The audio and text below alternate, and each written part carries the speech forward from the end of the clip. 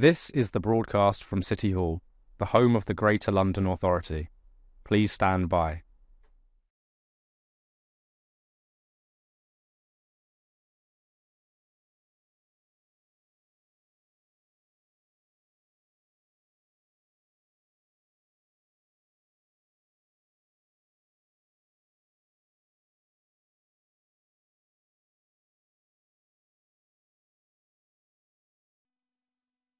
This is the broadcast from City Hall, the home of the Greater London Authority. Please stand by.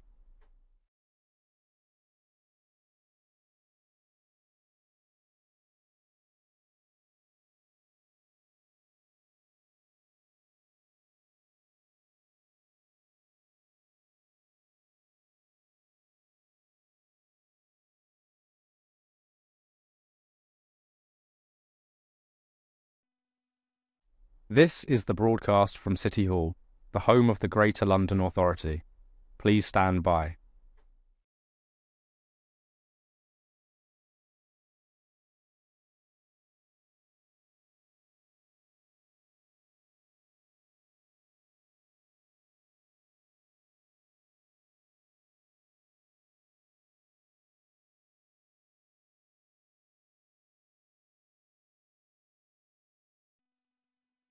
This is the broadcast from City Hall, the home of the Greater London Authority. Please stand by.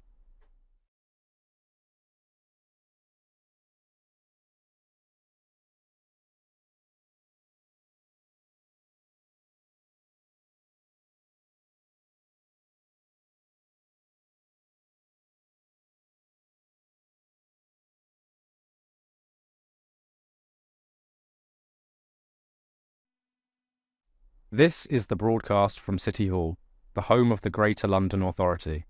Please stand by.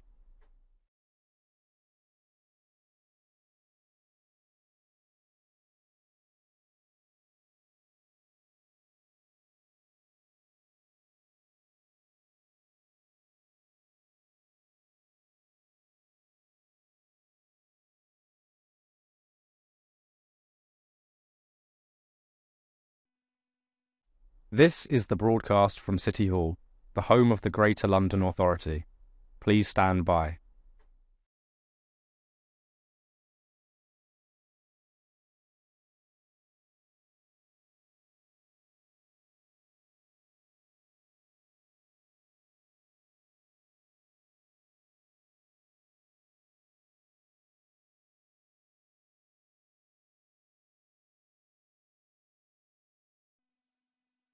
This is the broadcast from City Hall, the home of the Greater London Authority. Please stand by.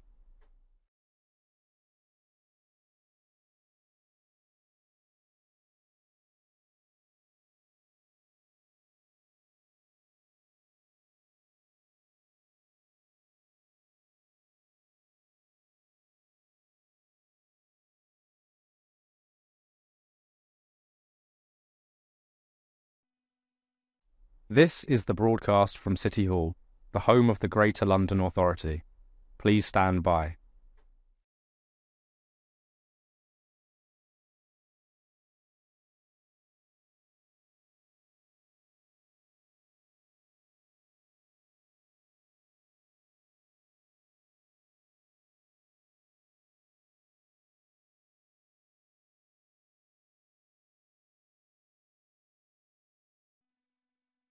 This is the broadcast from City Hall, the home of the Greater London Authority. Please stand by.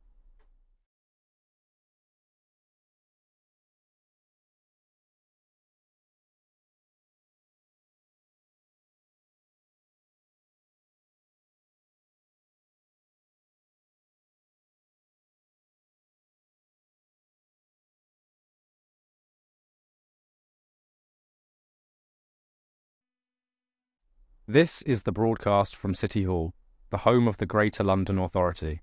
Please stand by.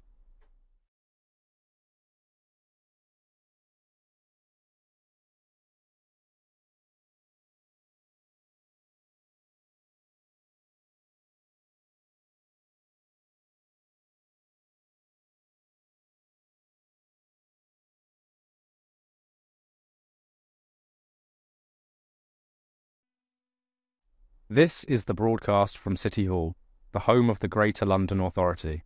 Please stand by.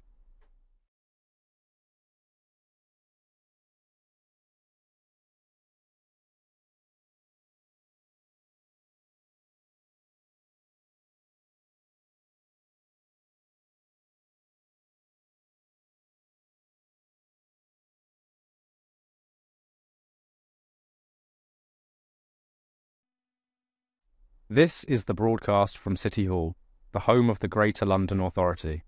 Please stand by.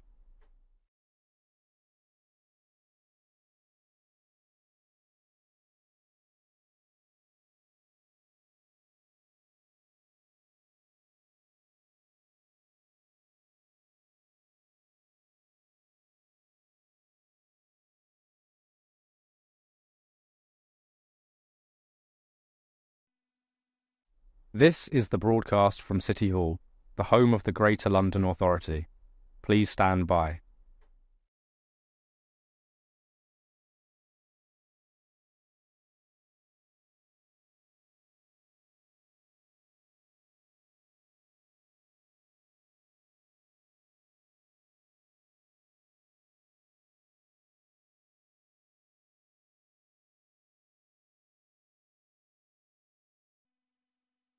This is the broadcast from City Hall, the home of the Greater London Authority. Please stand by.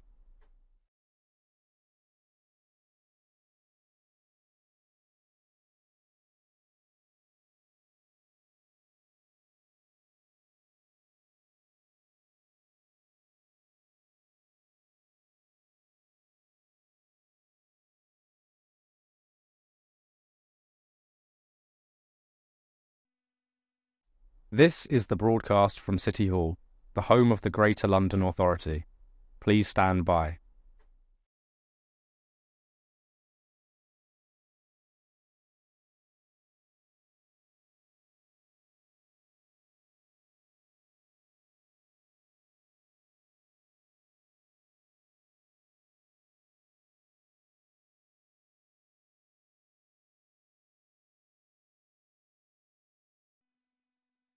This is the broadcast from City Hall, the home of the Greater London Authority.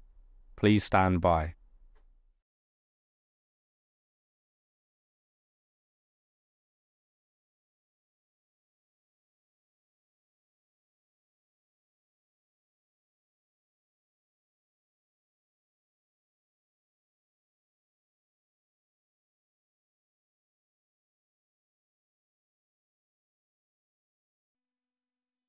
This is the broadcast from City Hall, the home of the Greater London Authority. Please stand by.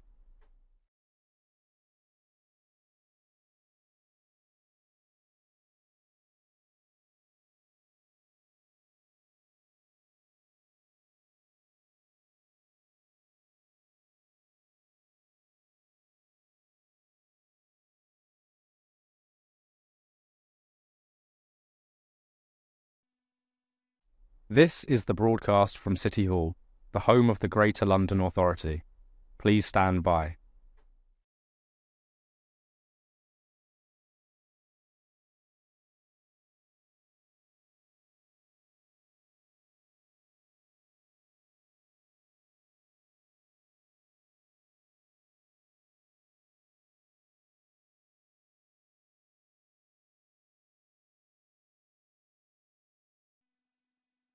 This is the broadcast from City Hall, the home of the Greater London Authority.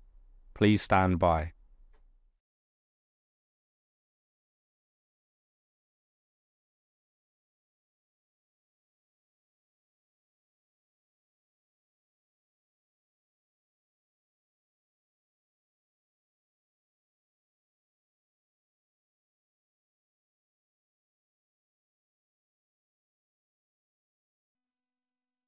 This is the broadcast from City Hall, the home of the Greater London Authority. Please stand by.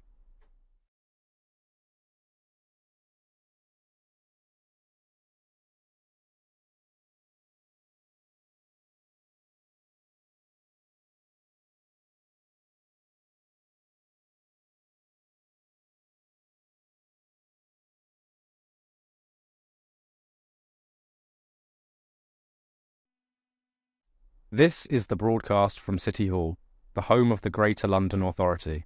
Please stand by.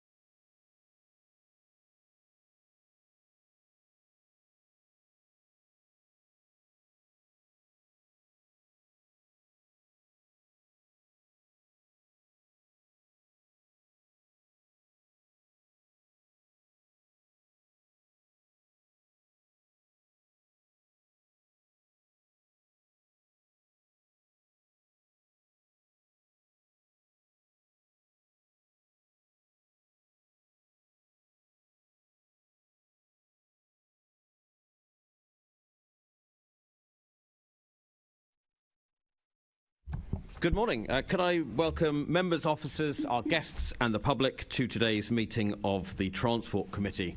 Our main item for discussion today is river services in London, and can I ask people to make sure that their electronic devices are switched off or on silent.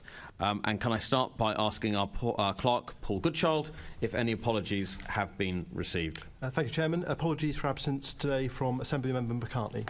Thank you very much. Can I ask the committee to note the recommendations set out at item 2 and ask if members have any other interest to declare? Noted. Membership of the committee, can we note the membership and chairing arrangements as agreed by the London Assembly on the 4th of May 2023? Noted.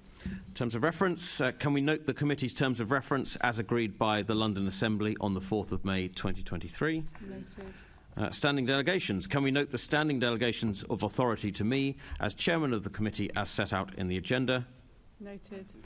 Minutes. Can we confirm the minutes of the meeting held on the 28th of February and the 21st of March? Confirmed. Excellent. List of actions.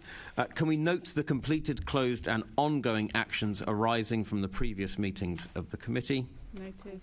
Thank you. Item 8. The committee is recommended to note the action taken by the former chair under delegated authority on behalf of the Transport Committee, namely to agree the committee's letter to the Secretary of State for Transport on rail reform as attached at Appendix 1, and note the response from the Minister of State for Transport as attached at Appendix 2. Noted. Fantastic. Right, on to our main item of business, which is a question and answer session on river services in London. Thank you very much to all our guests for coming along. Today we have Danny Price, General Manager of Sponsored Services at TfL. Good morning, Danny. We have David Panayiotou, Head of London River Services at TfL. Good morning, David. We have Sean Collins, the Chief Executive Officer of Thames Clippers. Good morning, Sean. James Trimmer, Director of Planning and Development at the Port of London Authority. Hello, James.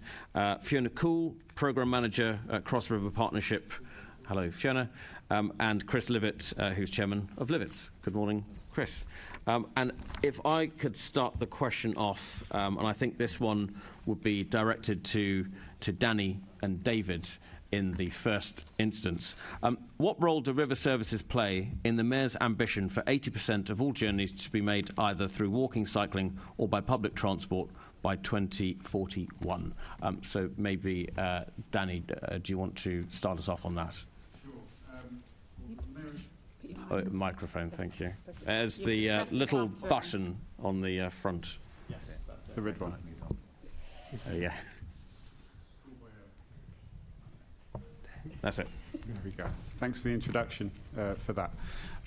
So the Mayor has committed within the Mayor's transport strategy to support the river. There's a number of particular points within the strategy, and also to produce a London passenger pier strategy, which is very specific, and I highlight sort of 4 key areas, and it's those areas, I suppose, where we are held account for. The strategy itself was pulled together in collaboration with the PLA, but also wider feedback also. And I think the key themes that are highlighted in that strategy actually is pretty key ones for the the Thames and London Waterways Forum to also hold to account that TfL, PLA, GLA are delivering those and supporting operators, because the operators, of course, have a significant part to play in this. Thank you. David, do you have anything to add to that? Following sort of Danny's comments, I think our role here is to facilitate innovation. We recognise we've got the facilities on the Thames to be able to enable operators, to enable innovation. And like Danny says, through the passenger pier strategy, which sets out 8 principles and a number of policies that go with that, we recognise the role that we need to play in facilitating and enabling evolution of river services. So you see TfL's role very much as that facilitator and that enabler. Yeah, absolutely. And where we can lead the way through Woolwich Ferry technology, for example, we do that. But given we are an infrastructure owner primarily with regards to London River Services, I think our primary role is to facilitate, like I say, without sounding like a broken record, to enable. Yeah. But just to add, again, sorry, I'll get used to this in a minute. Just to add, I do think it's important to note we do sort of own and operate 8 of the busiest piers on the Thames. We have licence arrangements with a majority of the riverboat operators, and therefore we do have an influence actually on those operators, and we do utilise that influence as well to support strategic aims. Thank you. Another question, and I'll bring James into this discussion as well, but PLA and the Mayor have previously supported a target of 20 million river journeys by 2035. So how has that target been impacted by the pandemic? And are you working towards a current target for the number of passengers, of passenger river journeys? So, James, I don't know if you want to kick off on that. Thank you, Chair, and good morning to you all.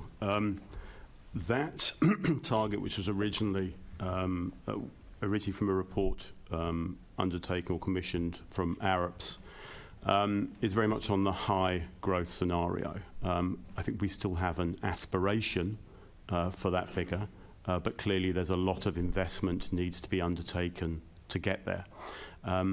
I think the one thing that one of a number of things the pandemic did, apart of course from decimate passenger numbers for that period, was to show that no plan survives first contact with the enemy.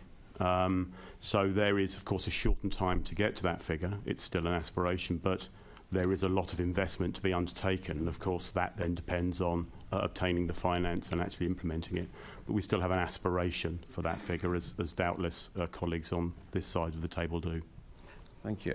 Danny, David, anything to add from TfL's perspective on the targets?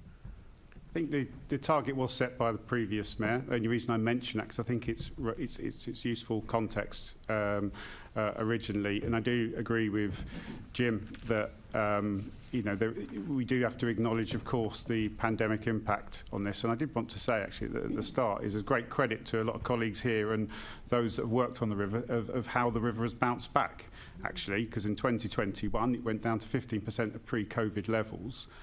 Decimated, and actually majority of that was Woolwich Ferry. And I think the bounce back has been very stark actually. River Bus particularly has driven a lot of that. I know that I'm sure we'll come on to that in a bit, but also private charter business has bounced back. And I think that's great credit to those operators as well as the PLA and David's team actually for facilitating that. There's a lot of operators that weren't charged. TfL did the right thing in that way, I think, to help support the economics of those operators. But yeah, just want to put that context in because I think it's a useful one, and we are bouncing back. We're not quite back to pre-COVID levels, but all indications are that we'll get there this year with the weather continuing like this, and all the other measures and indicators that we're seeing continuing. Fantastic, thank you. David, anything additional to add there? No, I don't think so. I think Danny's summarised nicely. Great, thank you. So, move on, and I'll bring Sean in for this one. What are TfL and Thames Clippers doing to increase ridership levels on river buses? Understanding the context we've just had about bouncing back from the pandemic. So, Sean, I don't know if you want to comment on that. As Danny's just articulated, River's bounced back considerably well. I think there's a great success story there, along with the likes of the cable car. We went 19 from 4.3 million to 2022, 4.6 million passengers. So there's been a growth in that sort of first part year post-COVID.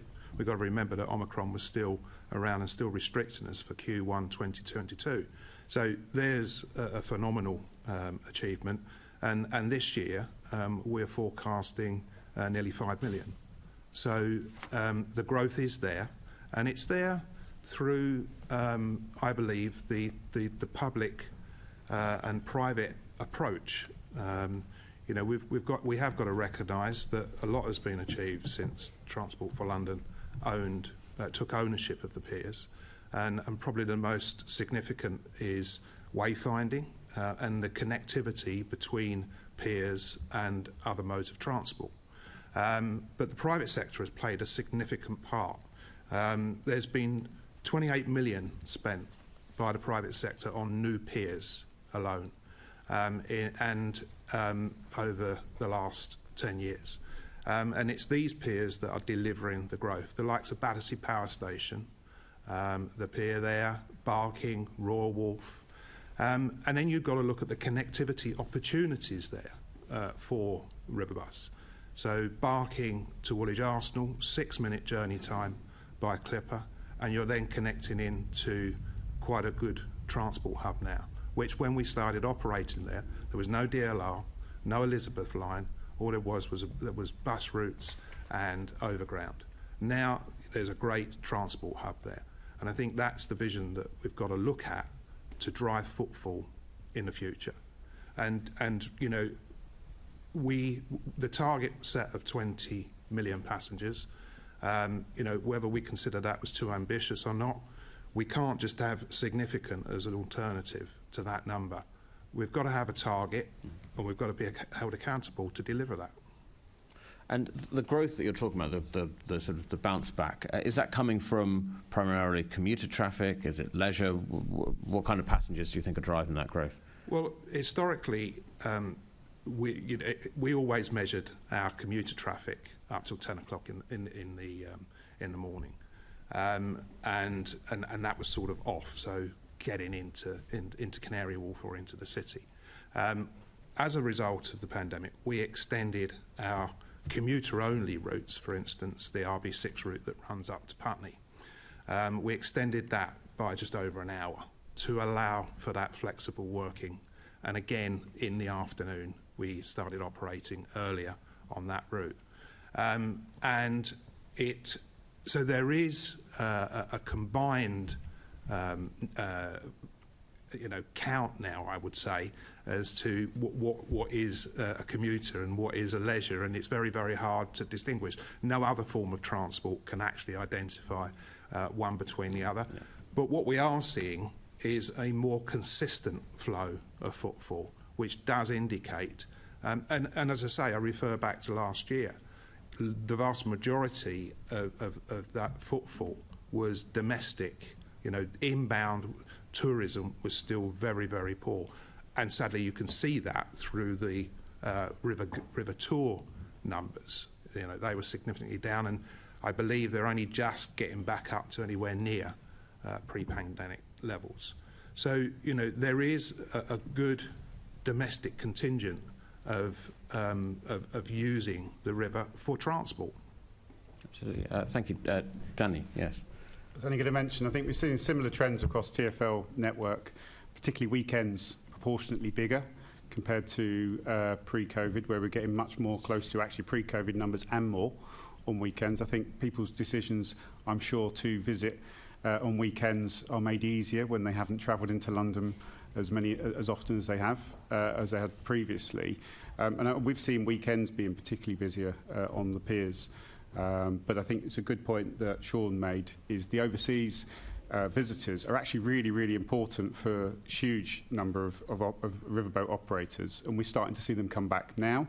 And I think this summer, fingers crossed, it's all looking pretty good in terms of the expected increase in visitor numbers, and I think next year is predicted to be even stronger. So there is definitely that opportunity. We will still see those leisure peaks, though, and if you were to look at where some of the bigger challenges that we have on the pier infrastructure, particularly central London, a lot of those are leisure peaks, not all, but a lot of those are those leisure peaks with obviously pier infrastructure that can be challenged, although there is, I know Dave and the team, we are making some changes where we can, but yeah, the customer demand, we need to work around that really, as much as trying to influence them to come at off-peak times, which is a very tough challenge. Yes, thank you. So, interesting to hear about the leisure users. What are you doing to support commuter journeys? Now, Sean, you mentioned it sounds like you're actually being quite responsive to changing demand patterns from commuters. Is there anything else that you're doing to support commuter journeys in particular? Yeah, we're looking at our fare structure. We actually froze fares this year for regular users, and we are looking at a plan to continue to do that and make it more structured, I guess is the word, to allow people to have that flexibility within their journey, given the fact that they're not travelling into the city every day, and so I think that's extremely important to try and offer something that fits the modern day commute, and it's again. It's about frequency and accessibility and reliability. That's the key. We've got to continue to run the river bus service like any other form of transport. And punctuality and accessibility to piers is a very important strategy for that delivery. Thank you. Danny. I was only going to mention that also the connectivity in TfL's customer communications is quite key. So in 2019, we actually put the connections between the river pier symbols and the stations, which seems such a simple idea now, of course, but it took quite a while. Caroline Pitching was very, very sort of helpful in putting that challenge to us, because it's something that some of us were really keen to do. But also TfL Go now, because so many people are looking from a digital side of view, that river bus services is included on TfL Go. And again, we've got the symbols on. Although the services are on, we've got the symbols on, which was great news earlier this year. So I think that connectivity and having part of that river as part of that TfL language is absolutely critical. And there have been some improvements in that space, and we need to continue to make sure that we do that. Thank you. I'm now going to hand over questioning to Assemblymember Pitching. Lovely, thank you very much indeed. I want to look at expanding river and pier capacity. So if I could start off with Chris and Sean. Is there an issue with the pier capacity, river capacity, in terms of a bottleneck to seeing an increase in passengers using the river? Good morning. Morning, Chair. Good morning, members. Good to be here this morning. Yes, there is the simple answer. I think you have a conundrum in so much that you could build the biggest pier in the world and it still wouldn't be big enough. Such is the amount of use there is at certain times of the day, and the different types of uses. By way of example, there are certain piers that can't take charter vessels at certain times of the day. There are certain piers that can't take bookings 6 months in advance for charter vessels. So there is a conflict of use, and there are bottlenecks at certain times of the day. Are there particular piers where there are issues for you? Yeah, I think Charing Cross Pier is an embankment pier is a major issue. Tower Pier, certainly. The main hub piers are the ones that seem to suffer the most. Thank you. Sean, do you want to respond to that, and also the issue of embankment, Tower Bridge? Maybe comment on Greenwich, I think, is an issue as well. Yeah, I mean, let's start with the embankment, Charing Cross Pier. There is less footprint there today than there was in the 1890s for passenger vessels, scheduled services. The pier is bigger, to be clear, but it is occupied by the vast majority of time by static vessels. So the actual footprint for scheduled services is smaller than that day.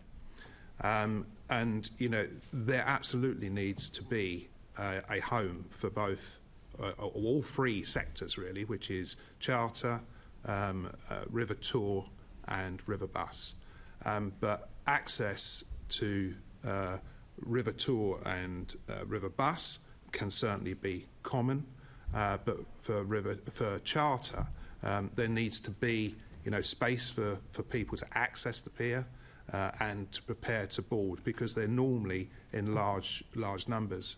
And we've got to build for the future, because boats are getting bigger, and are getting bigger by regulation, not by any necessary desire.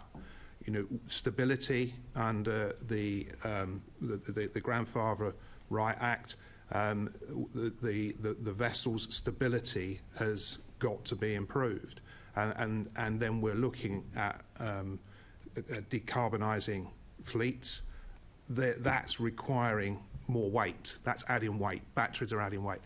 That stability has got to be lost or improved, and the way that is done is by bigger vessels normally. That's the way it's planning out, you know, globally.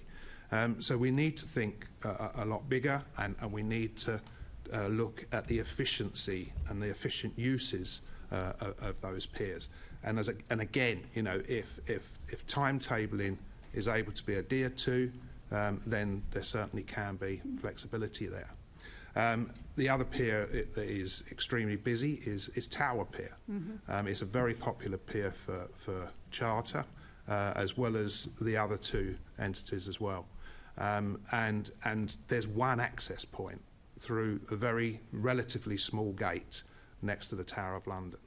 And so, and as we may come on to this later, looking forward at light freight logistics, we need to increase potentially the brow access. So that's the link span from the shore to the piers that has to accommodate you know, a gradient that is suitable for disability passengers, and cope with the 7-metre rise and fall of tides on the Thames.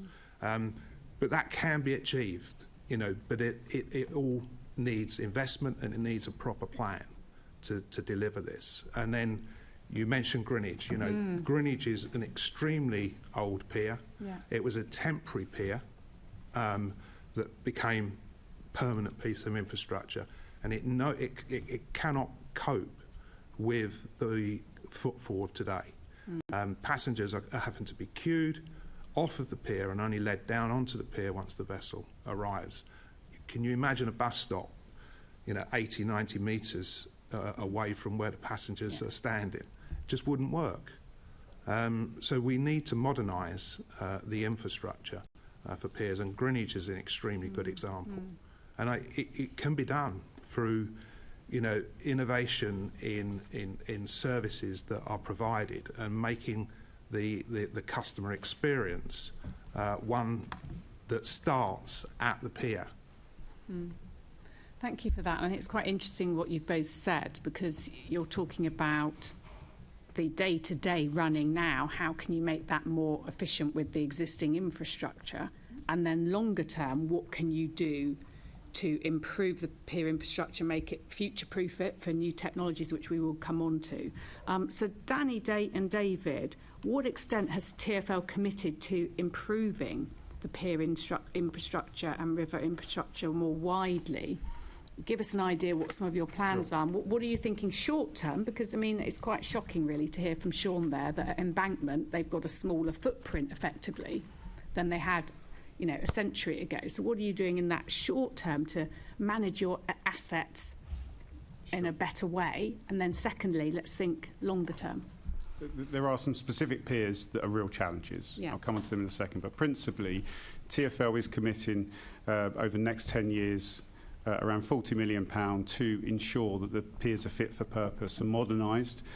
What that modernising means we're still working on, but that certainly improving the green credentials, the customer experience, but most importantly ensuring that they can continue. So being safe and operable is absolutely key, and that's a priority for us. We've got to be able to do that. We've got to make sure those piers are safe, and that's not a small amount of money. And whatever opportunity we have within that investment, to certainly encourage greener vessels and certainly encourage improvements to the customer experience, improve the customer flow. We will, they will be factored into that investment. The three piers that are some specific challenges. So if we look at Greenwich, absolutely, we totally agree that Greenwich is not a great example of how of the piers that we would want, particularly given it's such a unique and iconic location that we invite not just our own domestic visitors from this country, but worldwide visitors to come to. We are at the moment discussing with the PLA about a joint approach to encourage investments and private investment. So at the moment, they are in discussions. I'm making them slightly more public than I would otherwise do, but I think it's worthwhile to give some assurances that we are investigating an approach here to see what the market's appetite is to invest. We do not have a plan to replace that pier. We do not have deep enough pockets, of course, in TfL's funding position to be able to do that.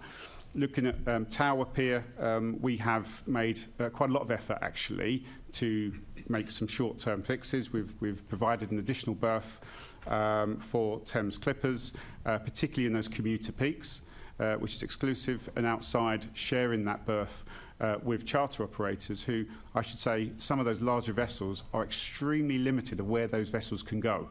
And I'm sure Chris will know more and be able to testify that we have a role within TfL to accommodate all of our operators. We have a licence obligation to do that also. Embankment is a particular unique challenge in the fact that there is a tenant there that has a long-term lease for the vast majority of the footfall that TfL inherited. Not to do the hospital pass over to Jim, but when TfL took over the pier from the PLA, and there's another 25 years left in that lease. So we are using all the opportunities we can to discuss what we can do with the current tenant who runs their own business from that pier, and we're involving Thames Clippers in those discussions. But it is a real challenge, I completely agree. So you are thinking very much short term, the fixes as you've outlined within the constraints you have, financial and other, and then longer term, 40 million over 10 years, and looking to work with the private sector.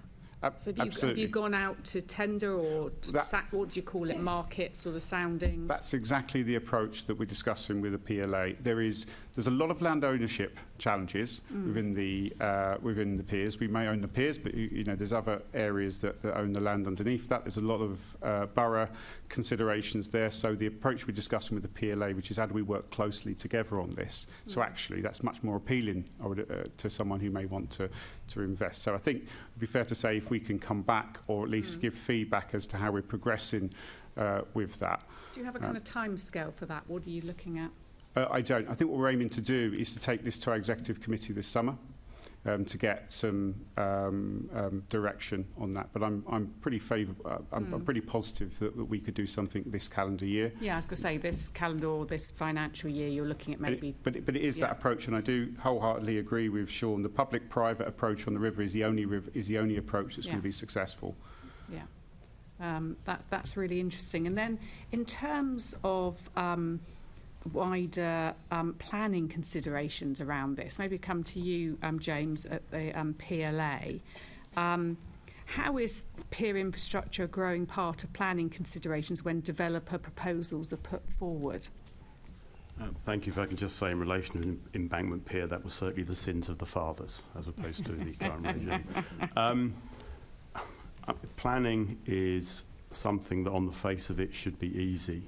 Piers, of course, are promoted within the London plan as they are within all of the local plans. The issue isn't the policy, the issue is the implementation. The same goes for freight in all its forms, particularly for wharves, although I know we're not talking about that today. It's actually how one can drive a consent through the planning system in London, and I think that's the same for all types of development. It is particularly difficult to do. There are a number of constraints. I think certainly in central London we've looked at Embankment Pier and Tower Pier, clearly World Heritage Sites, very important list of buildings. That is quite difficult and needs to be sensitively managed. But a number of the other piers, it has been difficult to get consents. Putting them through, if you look at, say, Section 106 or SIL, as an approach, there are so many other demands for planning gain, be them for schools, housing, other forms of transport, that the river does tend to be quite low down in that list of priorities for boroughs.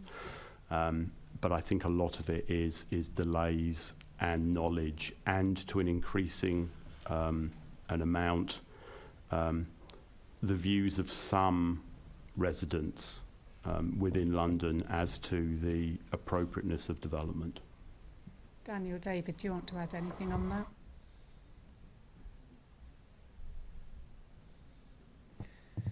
Yeah, I mean, I think operating piers is incredibly complicated. Just purely permissions on a day-to-day basis, you have various stakeholders that you need to seek approval from. You could have 3 or 4 different stakeholders that you would need to gain consent from in order to just simply make a pier adaptation or to try something on your pier. So I think I just sort of agree with James in that it is a very challenging thing to do. You do have a lot of stakeholders and a lot of conditions within your licences to operate that kind of restrict you. So definitely more challenging than perhaps it needs to be. Yeah, and is that, I mean, in some ways, the sort of management of the river, there's so many different parties here, whether it's an issues licensing vessels, split between so many different bodies, the PLA, TfL, Maritime and Coast Guard Agency, different management and so on. Is there a potential problem here in being able to manage the infrastructure, the piers and so on, because there's so many involved? James, do you want to answer that? I think in practice, a lot of the time it's more complicated than it needs to be. I think for some organisations that have a management role, trying to get hold of somebody, making contacts, having people staying in the job for longer than a very short period of time, and therefore actually making things happen is a lot of the trouble. It is relatively complicated in terms of management, although a lot of things on land aren't particularly easy either. I think it's a knowledge and a relationship and understanding that we are all trying to make things happen, and a lot of the time somebody leaves who knows things, someone else comes in, they don't know things. By the time they've got to know things 6 months later, they've gone. I think it's particularly in planning that is the case. Yes. But I think generally, in terms of the management of the river, you need to know people, I think, if I'm being honest, to make things happen. Okay. Danny, David, I mean, how closely does TfL work with, for example, vessel operators on plans for pier and infrastructure development? The relationship's constant. Mm-hmm. I've known Sean for a long, long time. That's not just a person, but there's many other operators, including Chris, that we meet quite regularly. In fact, we all sit on board meetings and board members of different elements related to the river or to geographic areas. So I think there is a regularly a good flow of communication. David and his team meets with operators, certainly with other operators on an operational level, as well as setting out what their plans are. What's important to us is, what are your plans? Because some of the challenge sometimes is, how are you going to grow river? Well, actually, the people that are really going to bring those innovative plans are going to be the operators. What we need to do is facilitate that, support that, and to really understand what it is they're trying to achieve, and then help facilitate and make sure we put our measures in place. There's the Thames and London Waterways Forum that we're going also... to come on to that in a minute. So are there any new... what about new players? Obviously, Sean and Chris are established. We've known them for a long time. But are there other new players coming on, or potential players? And how do you work with them? I might pass this to David, only because I think there are some possibly smaller operators, but it's worth just giving a bit more of a flavour to the people that we deal with regularly. Yeah, so there isn't an influx of new operators coming onto the river that we are aware of that take the time to come and speak with TfL. I think where we are seeing new operators is definitely in the kind of electric vessel innovation space. So I do have contact from time to time from operators, sometimes from other countries, who are developing new electric vessel technologies that come to us come to either us or the PLA sometimes, and they sort of inquire as to what it would take to operate on the Thames. Normally, the conversation goes along the line of, surprise at how challenging the environment is on the Thames with tidal ranges and river speeds and congestion. And so I think in all cases to date, it's a case of we'll take that away and have a think about it.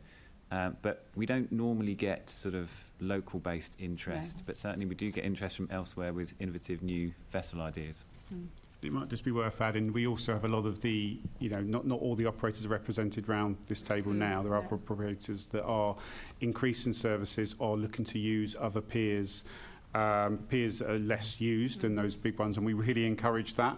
There is the joke when I remember joining LRS is that everyone wants to leave at 11 o'clock on a Saturday morning from Westminster Pier. There's your challenge. And actually have a look at it at certain other times, and you'll see it's quite quiet. And I also get challenged as to when you look at the river, you don't really see that congestion.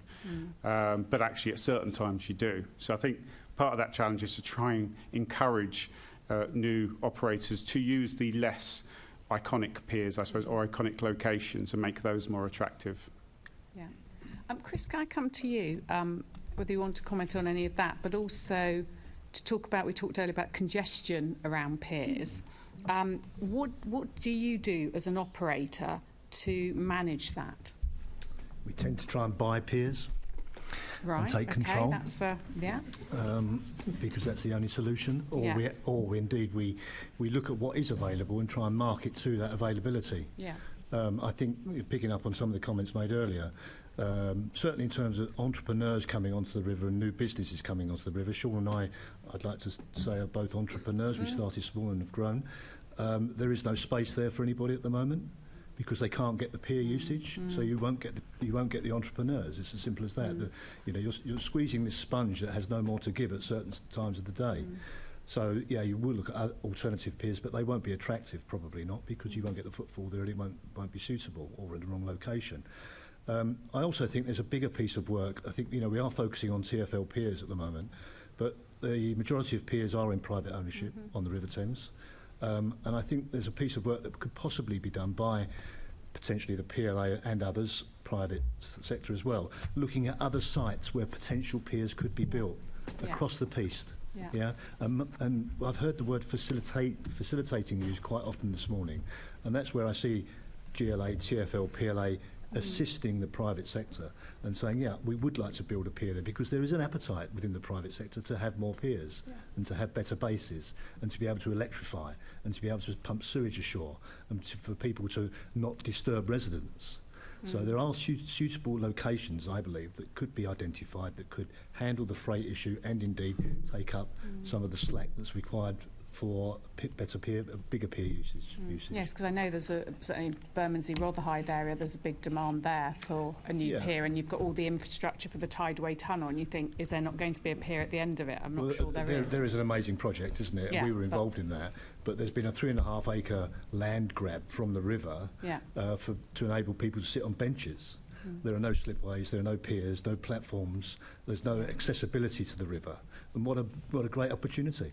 A missed opportunity there in some ways, but potential along that stretch. Obviously, you operate a sort of different type of boat, party boats on the river, I think, about 600 people on them. Is that right? I did up until last year. I sold that business last year, but we were in the business for 29 years. We bought the largest passenger boat onto the Thames some 23 years ago, and she was the Dixie Queen, and she carries 680 people, so we are very familiar with large numbers of people. But in terms of congestion, I'm just thinking about passengers embarking and disembarking that sort of vessel. What sort of challenges did you face then when you were operating that in terms of crowd management, behaviour, and sort of how long would it take to get 600 odd people on? Well, the interesting thing is that I can count on a handful how many times over that's 23 years we took 680 people. In actual fact, the average number on board was 250. Ah, okay. And I think that's true to say about most charter boats. You very, very rarely see a charter boat brimming from the gunwales with 300 people on board, which is the average size, I guess. So there's a comfort factor there. There's a style in there. So we never carried that capacity, to be brutally honest with you. when we were carrying large numbers, we would beef up security arrangements, we would have more staff escorting people down on the piers, corralling areas. We would look to TfL and indeed our other piers have longer periods alongside the pier to allow people to come and go. Because, you know, as I'm sure you're all aware, if you're out for the evening at a birthday or a wedding, you don't want to literally be shoved out the door bang on 11 o'clock. You tend to dwell and to talk and to chat and say your goodbye. So it's a different style, a different need than tour or commuting. And that's one of the things we haven't really got. We haven't got terminals that allow us to do that. But it would be a longer, for that sort of boat, it would be a longer period. Yeah, you need to allow disembarking, unlike a Thames clipper where it's a military operation because of their timetable. Well, yeah, I mean, the time, it'd be interesting to ask Danny and about numbers of people going across their piers currently, because I'm sure that, you know, you think 600 people is a lot of people, but actually there's many, many thousands of people using Westminster daily and indeed Tower Pier, and they flow, don't they? They come through quite efficiently. In their own way. So I think charters are slightly different in so much that we do need more time, but once people disembark, they go. They disperse. They go home. Yeah. Dan, have you any comments on that? Yeah, I was just going to mention, I think you're getting a flavour of very different dimensions from operators, but there are multiple operators. Yes. There's RIB operators, and actually they're amazing services, as all of them are actually. Certainly recommend all of them. Restaurant boat operators that run scheduled services, afternoon tea type cruises, river tour operators. They all want to use the same 4 piers. Of course they do, yeah. And they all got long-term licence to use those piers, all got access and right, and actually some vessels can't get anywhere else apart from Tower Pier actually because of the size. You literally can't. Yeah. So I suppose part of the flavour is there is a challenge for TfL in that respect, and we're obligated from the Competitions and Markets Authority, who have advised us quite clearly, quite rightly, that we need to make sure we're really transparent and we support growth, particularly where areas may cross-compete, because tours can compete with river bus services at certain times, not at the commuter times, but at other times. So we do have a bit of a challenge, and I'm not doing that to get a small violin out, but just to say there is a bit of a challenge. So I think maximising the ultimate efficiency on piers is really, really important. I completely agree with Sean on that, and then finding some of the solutions to where there is additional, for some of those piers like embankment is absolutely critical, but they're not without significant challenge. And presumably using data to help steer some of that management. Just wondering, obviously river tours have been mentioned as being far lower than pre-pandemic. Has that actually helped with some of the congestion at TfL's piers? I think at the moment, I think they're busy on the busiest days. We've had some beautiful weather over the last 7 days, and so everyone, what better thing can you do on a weekend other than come out and use the use the river boat service or the river tour service? So I think at the moment that we'll probably see a busier summer because the overseas tourists, and actually I think they're getting back to close to their pre-COVID levels anyway. So I think since Easter actually. That I think there isn't that much different. I think the river bus hugely busy last year, busy again this year. River tours not quite so busy, and I think they'll probably go back to their pre-pandemic levels at least by the time we get into the summer. So haven't quite seen that respite yet. Okay, lovely. Thank you very much. Thank you, Chair. Thank you. And actually, Chris, I've had a flashback because I'm fairly sure I organised our 6th form leavers ball on one of your vessels. I know. But yes. But I'm going to pass over for a supplementary to Assemblymember Baker. Thanks. I've just got just a couple of clarifications or just follow-up questions. And apologies, the first one's going to be probably a really obvious question, but I'd really like to know the answer. And I think probably Danny and David, which is, we were sort of talking about pier and river capacity, but actually we're talking about piers. So obviously, for somebody who doesn't work on the river, there's a lot of it. I mean, how much, if we had a lot more pier capacity, how much more capacity for passenger service at this stage could there be on the river? I know this is an academic question because we can't get on and off it, but I think it, putting it in context would be useful for me anyway. Yeah, I think probably the best estimate we had was based on the ARP work that Jim mentioned earlier, where I think the sort of 20 million number came from as to what we thought was possible. So I think that's probably our best guess. Yeah. It's interesting though, because London surprises you, doesn't it? I mean, and I do feel that 20 million people. Actually, it could be more, right? If we had super piers, but obviously there may be challenges that we can't get new entrants into the market enough because of some of the unique constraints that we have in London, particularly the tidal range, and obviously any commitment to new infrastructure being more greener. So that may be part of that challenge. But Arup report is probably the closest estimate, I would say. Sorry, James. Sorry, Jim. Yeah, no, just to follow Danny's point, I mean, I suppose in simple terms, if you extended a pier and put a new berth on it, which is a entirely brand new place for a vessel to stop, on a daily basis, you could, on a busy day, you could easily see 100, 200, possibly 300 people passing through there on a busy tour or even a busy Thames Clipper. So, on a day-to-day basis, that's what you could be looking at. Yeah. Thank you. I think possibly one of the questions we get asked more often is what is the capacity of the river in central London in terms of navigation? And it's, unfortunately, there isn't a simple answer to that. As was said earlier, it's possible to see it sort of a February at low tide, late in the afternoon or in the evening, and it looks empty. And then you look at it in August, the bank holiday, in the sun, and particularly from Tower to Westminster, you could almost walk across the boats. And then you've got the freight in there as well. So it's something that it's difficult to assess in a single number. But I think in terms of the Arup work, yes, that's feasible. And again, if there's a new berth, it's the question then if it's new vessels or it's just existing vessels with more people on them. Because if it's the latter, of course, there's not an increase in vessel capacity at that point. And then we're also, of course, looking at increasing in freight vessels and whether we can put those on the night tide, say, where, of course, it is emptier, but then there's amenity issues arise from that. So there is this room, we think, for the additional numbers as projected in Arup, and it is something that we are looking to review in terms of capacity within central London. We did work before Tideway, of course, with the large number of additional freight vessels for that, which were accommodated safely. So it's something we're going to look at again within central London, both in terms of the passengers, but particularly for navigational safety. Yeah.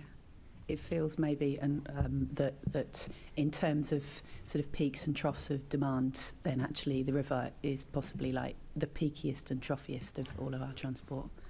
I suspect no other form of transport as the main infrastructure going up and down by 7 metres and about 5. Oh, well, that's a very good point. That's moving at 5 miles an hour. So. Apologies for being a river amateur. And just on the piers, I just want to say that just wanted to check because I think Sean was saying about new piers that have come in since the pier strategy come in. So Battersea, Barking, is it Royal Wharf? Is there? It's just those. Is it? Sorry, just to. Wandsworth Riverside Quarter has had a proper passenger pier. And we got any coming up? Apologies, just. There are new piers on the way. There's hopefully one going to be. It's got outline planning permission that's going to be installed at the sort of around the Wood Wharf area of the Isle of Dogs. Yeah. Yes, of course. So there's one there, and potentially Thamesmead as that grows out. And then there's opportunities as well for there's a planning permission for a pier on the on the tip of the Greenwich Peninsula, and Greenwich Peninsula, Canary Wharf, Thamesmead, Barking. There is opportunities there for cross river, like the cross river ferry that we've been operating for 20 odd years, of which has been operating for over 30 years between Surrey Quays and Canary Wharf. Which is a heavily utilised. It's the one that took the longest to bounce back from COVID, but it's heavily utilised. Fantastic, thank you. So if I can also come in there, we have commissioned again with TfL and also the Thames Estuary Growth Board some work again from Arup to look at cross river ferries and the issues around there, and they're looking at the moment as a long list of a number of... I think we're going to come back to Cross River, so I think... But we are looking at that work. We're also undertaking a sort of river development strategy master plan work, which is focusing at the moment at Bexley and the potential for new passenger piers, potentially in Erith, which was part of the passenger plan, but looking at a more granular level as to where we can actually put that. Thank you. I'd just like to add on the subject of piers and pier infrastructure. You know, there's got to be a commercial long-term plan for such piers. Danny will tell you TfL are continual break-even on the operation of their plan, so there's no room for investment. And there is a common opportunity for everybody here to contribute, from borough to the environmental agency, from the Port of London Authority, the private sector and TfL. And piers moving forward need to be able to be sustained and be maintained. You know, we hear of a lot of new piers being built, but we need to make sure that they have got a long-term financial support. And that can't be done by increasing the costs of using them, because that's just going to then filter down onto the per head cost per journey. So there needs to be a little bit more innovative thinking as to you know, dual use of piers. You know, that will also increase the customer experience from using those services that we talk about, whether it's a holding space, a waiting room for charters, or whether it's a tea, coffee, waiting space for commuters and visitors. There needs to, and historically, there has always been sort of obstruction and objection to those type of activities taking place on piers. But unless there is a long-term commercial return, you're not going to get that investment. Thanks. And just to wrap up, sorry, Chair. I know that, because I think this is absolutely crucial, and Chris, you sort of said about a facilitation role would help with more piers, because everyone seems to be saying the same thing. But is there anything else that anyone wants to say that could encourage more privately funded piers to basically be built? And also, is there a role? I mean, TfL's funding, you know, there's not a load of money slushing around. I wish there was. Is there a role for government there in supporting it as well? I think when you look at when you look at central London, you know, that is where the focus needs to come from TfL, from the Mayor's office, and the focus. I think outside of that, you know, and it can be assisted with sort of planning outlines from the Port of London Authority. But the private sector is investing, and it's working very well. You know, you've got developments that will continue to come along all the way down the Thames estuary, and the, you know, it actually helps sell homes. It actually gets people off the road. It actually gets people onto public transport, and reduces the journeys for people going to an event on a charter vessel. So, you know, there is already the benefit for the landowner to invest in the piers, and it's working extremely well. Central London is the focus from a TfL perspective. I think I support the multi-use of piers.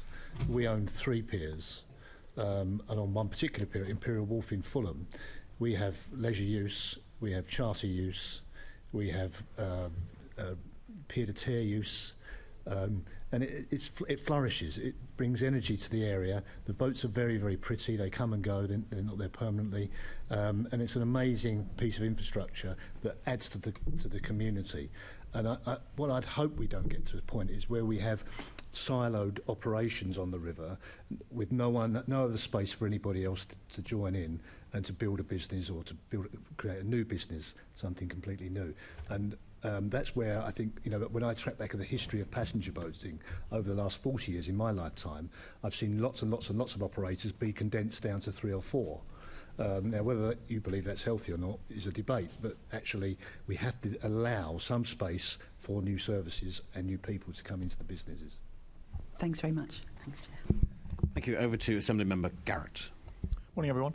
I think the first question I had actually was to Sean, rather, about, I think you've probably covered there what I was going to ask what your sort of thoughts are on expansion, but I think I don't know if there's anything you want to add to what you said already in terms of, you've mentioned possible locations like further east, and you've spoken about the constraints on growth. So I don't think there's anything you wanted to add on that to what you said already. No, only that there is significant potential for growth, and we need to focus on it, because it won't happen without the infrastructure and without the connectivity. And that's not just connectivity through a TfL perspective. Yes, I see TfL as being the facilitator of that connectivity to other modes, in particularly walking and cycling, but it's the connectivity with the boroughs. There's got to be a bit more of a focus on the benefits that the river gives to that what's perceived a barrier, and that be the Thames. And there's, if you look back at this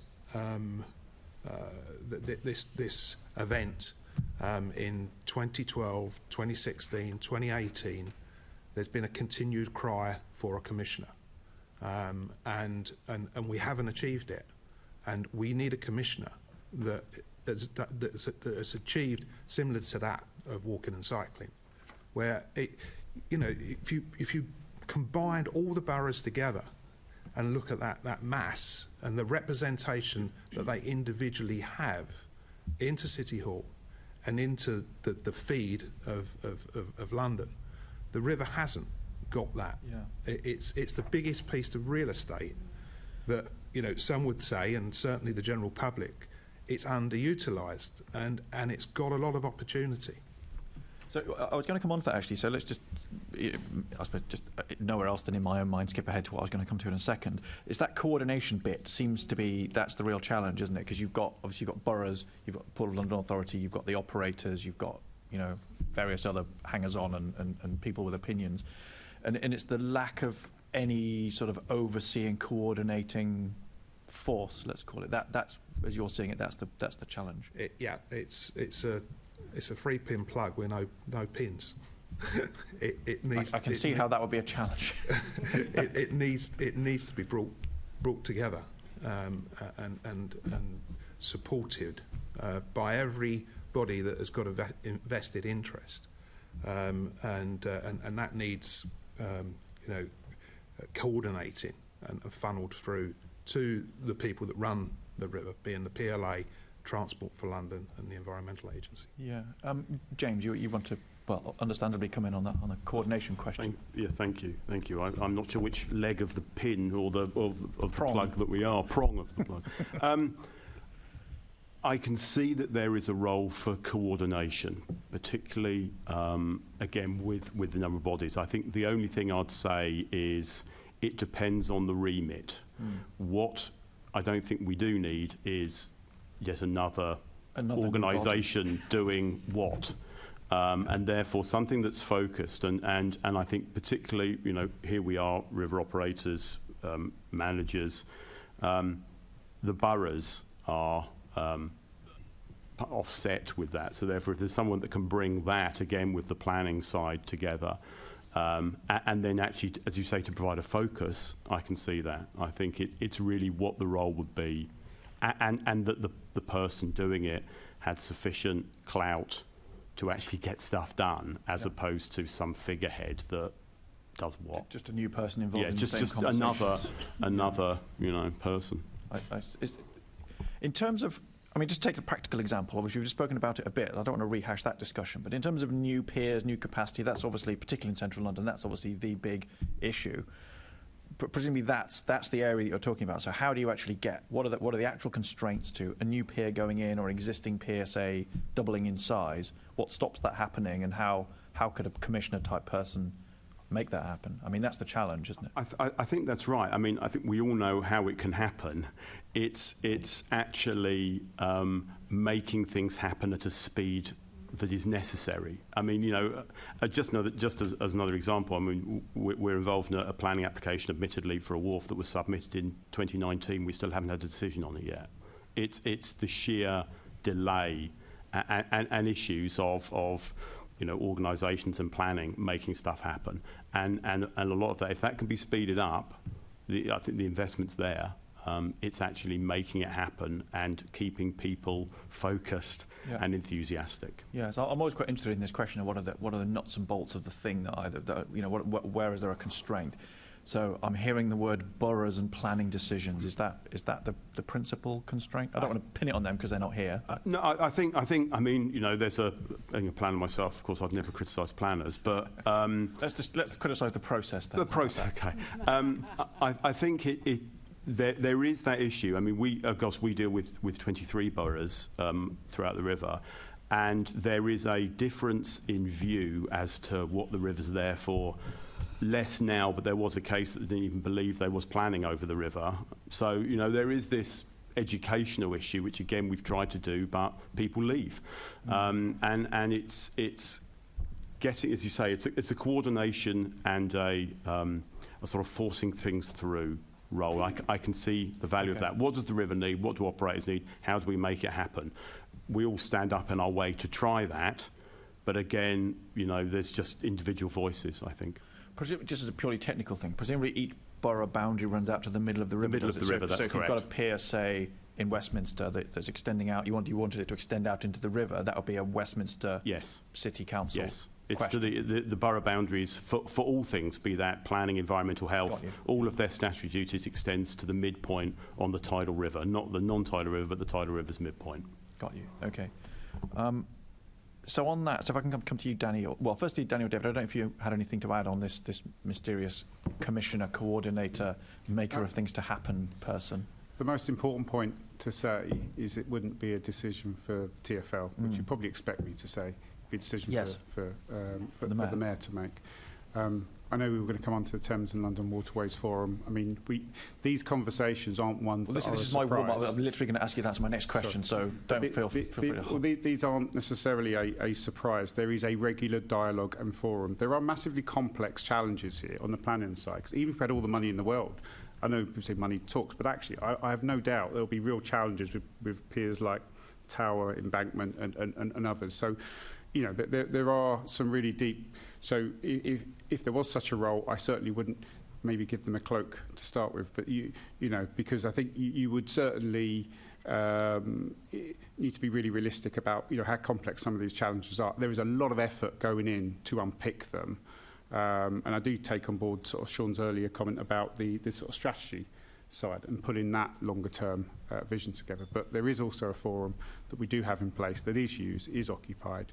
But you were probably going to come on to that.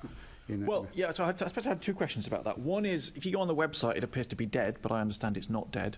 And two, who is who leads that? Who's the person within that forum who is like, right, this is what we're going to do. This is what we're going to try and get done through this forum. Yeah, so there was a shift in secretariat to the PLA, which actually made sense on the basis that the Thames vision and making sure that we are much more closely aligned. So that decision was made, I think it's 2021, possibly 2022.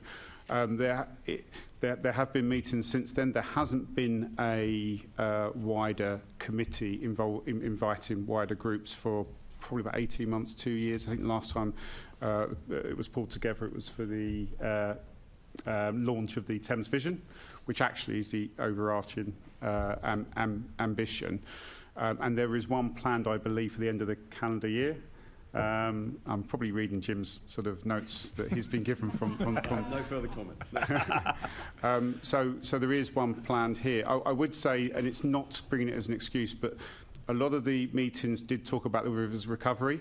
And what we haven't talked about here was ensuring that there's safe and sustainable recovery or safe and sustainable growth. That is hugely important. You've heard about navigation, you've heard about sort of restraints in terms of access to central London piers.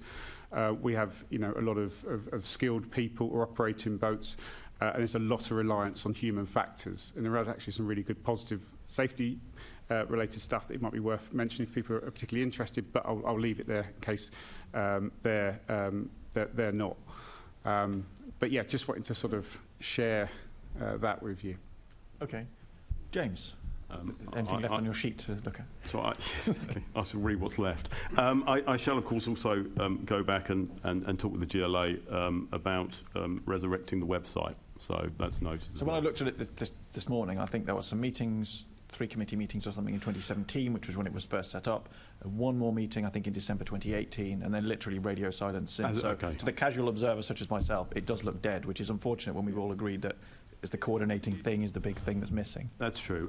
As you say, yes, we shall go and look at that. And yes, there is due to be a forum meeting later this year, and I am briefing the PLA's new Director of Corporate Affairs tomorrow, who is taking her post in August, and that's certainly one of the main issues to drive for the end of the year. There is also a steering group, which Danny referred to, which is ourselves, the GLA and TfL. They have a sort of a coordinating role for the forum. We had a meeting in April. The chair of that moves. And again, they'll be setting the agenda and how we can take that forum meeting forwards. But yes, there was an interregnum. The Thames Vision launched last year. There was a forum meeting in 21, and there will be one again before the end of the year. Okay. So who actually is, who's in charge of the forum? Who is the person who is not updating the website? Who is the person we should ask about what's happening with it? So in terms of the website, and I've got to... I don't want to obsess about the website. No, I appreciate that. It's a key communication tool. I was communicated by a GLA team to say that is changing. Please make that clear. Excellent. If you're asked. I didn't make it after you brought it up, but it is changing. It will be updated, and it will reflect the points that Jim has mentioned. I think we are, as you say, the secretariat role. I think in terms of its general impetus, that is for the three of us, so the GLA, TfL and ourselves, to drive forward. Okay, so in terms of, again, moving on from the website, in terms of it actually accomplishing something, which is what I really care about rather than a website, to be fair, what's it achieved? What does it hope to achieve? Who fancies a go at that one? I don't see that it's necessarily achieved anything. As you say, the meetings are very infrequent, and I don't see much delivery. And we talk about, piers. Piers are pieces of that major infrastructure that is needed, but there's a lot more than just piers, because most of the piers have got the ability to discharge sewage and provide fresh water for boats. And at the moment, it's the providing water, fresh water, that is the only that they're used for outside of picking up passengers and dropping off passengers. But there is the subject of discharge for sewage for those operators that haven't got their own piers, that haven't got their own access, and I'm yet to understand how they're actually going to be able to do that without clogging up, the runway for picking up and dropping off passengers in that vein. Equally, we are all looking towards electrification. Sorry, before we move on to this, so presumably that's an operational constraint that places on the operators in terms of limiting dwell time on the pier in order to do that bit of operational activity, sort of, Absolutely. I don't know what you would call it, and at the moment, as I say, they only take fresh water. Yeah. But in time, in a very short period of time, they've also got to start discharging sewage and other waste. So electrification. There comes a challenge. But then equally, we've got to look at alternative fuels.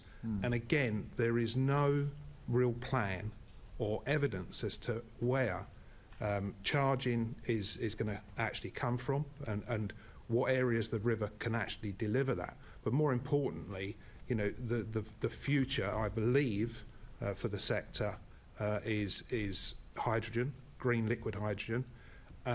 Where's that going to come from? How is that going to be delivered? And what is the interface between the land and the river? It's all very, very unclear. And this is what I'm saying, when there has got to be a plan and a vision for the river. Yeah, funnily enough, actually, a couple of days ago we had a budget committee looking at electrification of buses and the infrastructure that's required in bus depots to switch from diesel to electric. And it's a very similar story. And actually, TfL, I'll come to you in a sec, I'll give you a chance. TfL was saying that was a key thing for them, key risk in being able to electrify the bus fleet, and that they were taking the lead, even though it's actually private operators who run those garages. Thanks, Sean. I don't know if Danny or David, you were wanting to come in on the... The wider point. I think one of the things that he clearly hasn't done is probably share some of the discussions, and again, maybe the website might help that.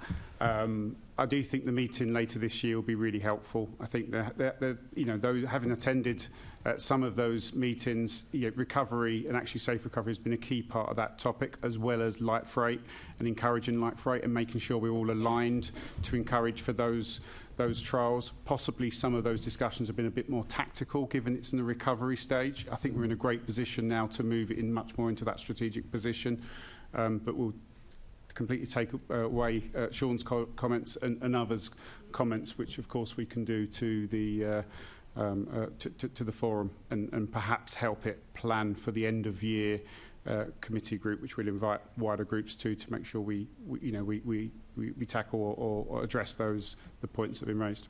Thanks.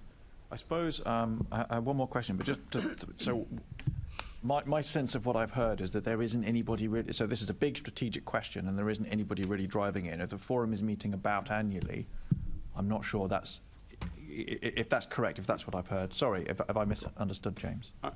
No, I think the forum itself meets annually. I suppose the question then is I suppose a wider thing is, if that is your question, is who's doing anything? Yes, because I think that meets annually. Everybody meets and goes, isn't it lovely? Let's have some sandwiches. And I think that's right. And I think there is an essential issue of fora, in inverted commas, becoming lots of people where people talk about stuff. And then, so the literal definition of a forum. Indeed. So I think, yes, it needs to deliver, but also there needs to be people coming with the ideas of the fora I've been with. If everybody loves going along having a moan, and then when you say actually you're going to do any work, everyone disappears like snow in the morning. So yes. I think it is that. I mean, clearly we have been doing work on vessels, alternative fuels, where those alternative fuels could be, the potential for bunkering, particularly for hydrogen, which have issues, although there's no regulations yet, as Sean says. So I think perhaps potentially for that forum, it's more, rather than talking, it's who's been doing what over the last year in terms of this recovery, what does that show, and how can we together build on it? Because clearly people are doing work. There's bids going in for the ZEVI fund, other work, and one of the potential benefits of the forum is say, okay, this is what everyone's doing, isn't this amazing? But then how do we move it forward? Right, as you say, to avoid that talking shop, which is depressing if nothing else. Yeah, it does feel like we've come back to this question of a commissioner or somebody who is actually, because if everybody's doing it, nobody's doing it. That's my perception of these things. I think people, as I say, we've been involved in planning for alternative fuels, air quality strategy. We're looking at master planning on the riverbank and trying to bring others in. But as you say, it's good for plans and for strategies. As I said, planning policy is great. It's implementation. Okay. So switching gears in a crunching way, I'll start with you, James. Actually, since how does what's going on in London compare with what's going on in other cities with big rivers in? What can we learn from, I don't know, Amsterdam or other cities with Melbourne? I'm hearing from over here. My overseas maybe experience Venice would be a bit of a difference. Isn't overly great, but I'm certainly aware of freight trials occurring in other rivers, which has been a lot of my focus. Those have tended to be in Europe, and they've not tended to have the tidal conditions we do. Okay, I was going to say, I think freight is coming on later. Freight to be fair, freight has been my main driver in terms of trials. So I'm not sure I can offer much more. Passenger services. I'm not sure. I know that we have had work, or we've looked at Australia in particular, but I think there may be others who have more experience of that here. Okay. Do anybody have great things that other cities are doing, Sean, that we could learn from? I think we've got to reflect on what I said earlier on, what London has achieved. There's been significant engagement in the river since 1998, when, for passengers that is, since TfL took up the reins of the piers, and through that starting line approach, where there was a significant investment in river tour vessels, the city cruisers vessels. There was, unfortunately, a failed, but an attempt on river bus at that point. It didn't last very long. It was the 10th failure, but we now have a river bus. And the opposite's happening. I received an email yesterday from one of the biggest operators in the world, based in Sydney, or based in Australia, that want to come and have a look at our new vessels once they enter service from the hybrid element. because they're not doing that. There's current Brisbane City Cats under build at the moment that are having standard diesel engines installed into them. That's not happening here. We're building hybrids. They will be the first hybrid high-speed vessels in Europe under the code, under the safety requirements that is required to operate vessels under the UK flag. We are leading. Let's not forget that we are, the river and the UK is doing a pretty good job here. Well, that's great stuff. I mean, I shouldn't have assumed that we were behind. That's great to hear that we're the people getting the phone calls about best practice. I don't know. Oh, David. Yeah, so, I mean, CLIP is a part of this also, but there is the UITP, Waterborne Transport Committee, which is sort of a worldwide group that come together to learn, to share technologies, to showcase new vessels, and we meet quite regularly. And through that, we are gaining quite a valuable insight into what other businesses are doing elsewhere. And, we went to Rotterdam last year, and we were able to see some of the electrification of vessels over there, and learn things like, what it takes to provide the power supply to recharge such vessels and the infrastructure required. And it does highlight some significant challenges, because providing electric vessel charging point is not straightforward. So much power is required. Others around the table will know more about this than I do, but so much power is required, you're looking at needing to build substations, on the shore, and that requires planning issues and all sorts. So absolutely, we are sort of learning from others, and we do get a lot of contact from around the world as well. I've had delegates from Tokyo, Nigeria, Amsterdam, all coming to us to learn from how the Thames operates. And it kind of goes back to my previous point. It normally ends the same way, because the Thames is such a unique environment. The challenges that we present are very different to marine environments elsewhere. But there is a lot of sharing going on. Okay, thank you very much, Dave. I do a bit of sailing myself, actually, so I'm familiar with the challenge of tides vertically and horizontally. I think, from my perspective, I've travelled the world and looked at other rivers. We are behind in many ways, unfortunately. I have to report. I don't think it's a bed of roses completely. I think if you look at our support services that we need for the river, shipbuilding in particular, is poor. I also think our training is not to a standard for the country's biggest port. Albeit we are members of the Thames Skills Academy, and we have been working hard to further that. If you go to the continent, for example, you'll find colleges, universities dealing in all sorts of modular formed education that helps them from entrepreneurship to shipbuilding to running their own barges and their own passenger boats.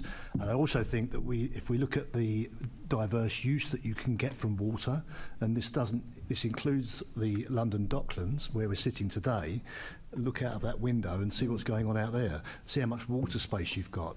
If you go to Rotterdam, you go to Amsterdam, you'll see car parks on water, you'll see schools on water, shopping facilities on water. We need to change our culture, I think, as to how we see that grey fluid out there and how much more opportunity there is than just simply passenger boats. Yeah, I mean, just to link that with the previous one, we have got a floating hotel just up the road, or just up the water, I should say. Yeah, I think it does point back to that sort of strategic coordination role, doesn't it? So I think all waterways lead to that. I think on that note, Chair, I'll finish. Thank you very much. Thank you, Senator Garrett.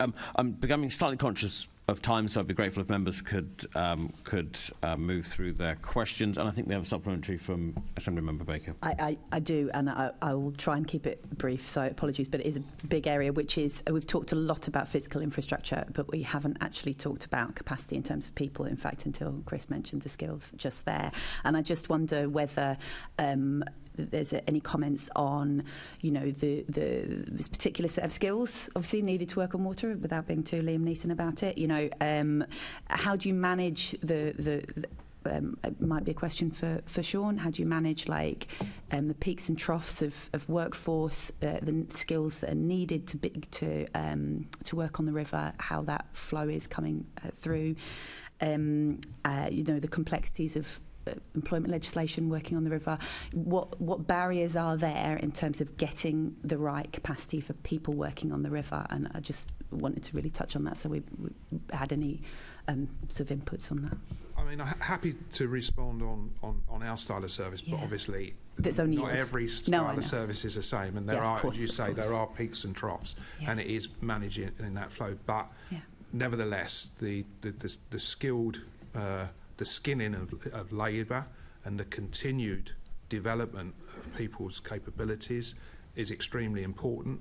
There is work going on, but again, it could be supported more, and it needs to be a greater focus. Getting people is extremely hard, and then training them and the time and facilitation of that training that can be as long as 5 or 6 years for some people is a challenge. We do most of ours in-house, but there's a lot of smaller operators out there that don't have that capability, and a stronger focus on that people's development is important.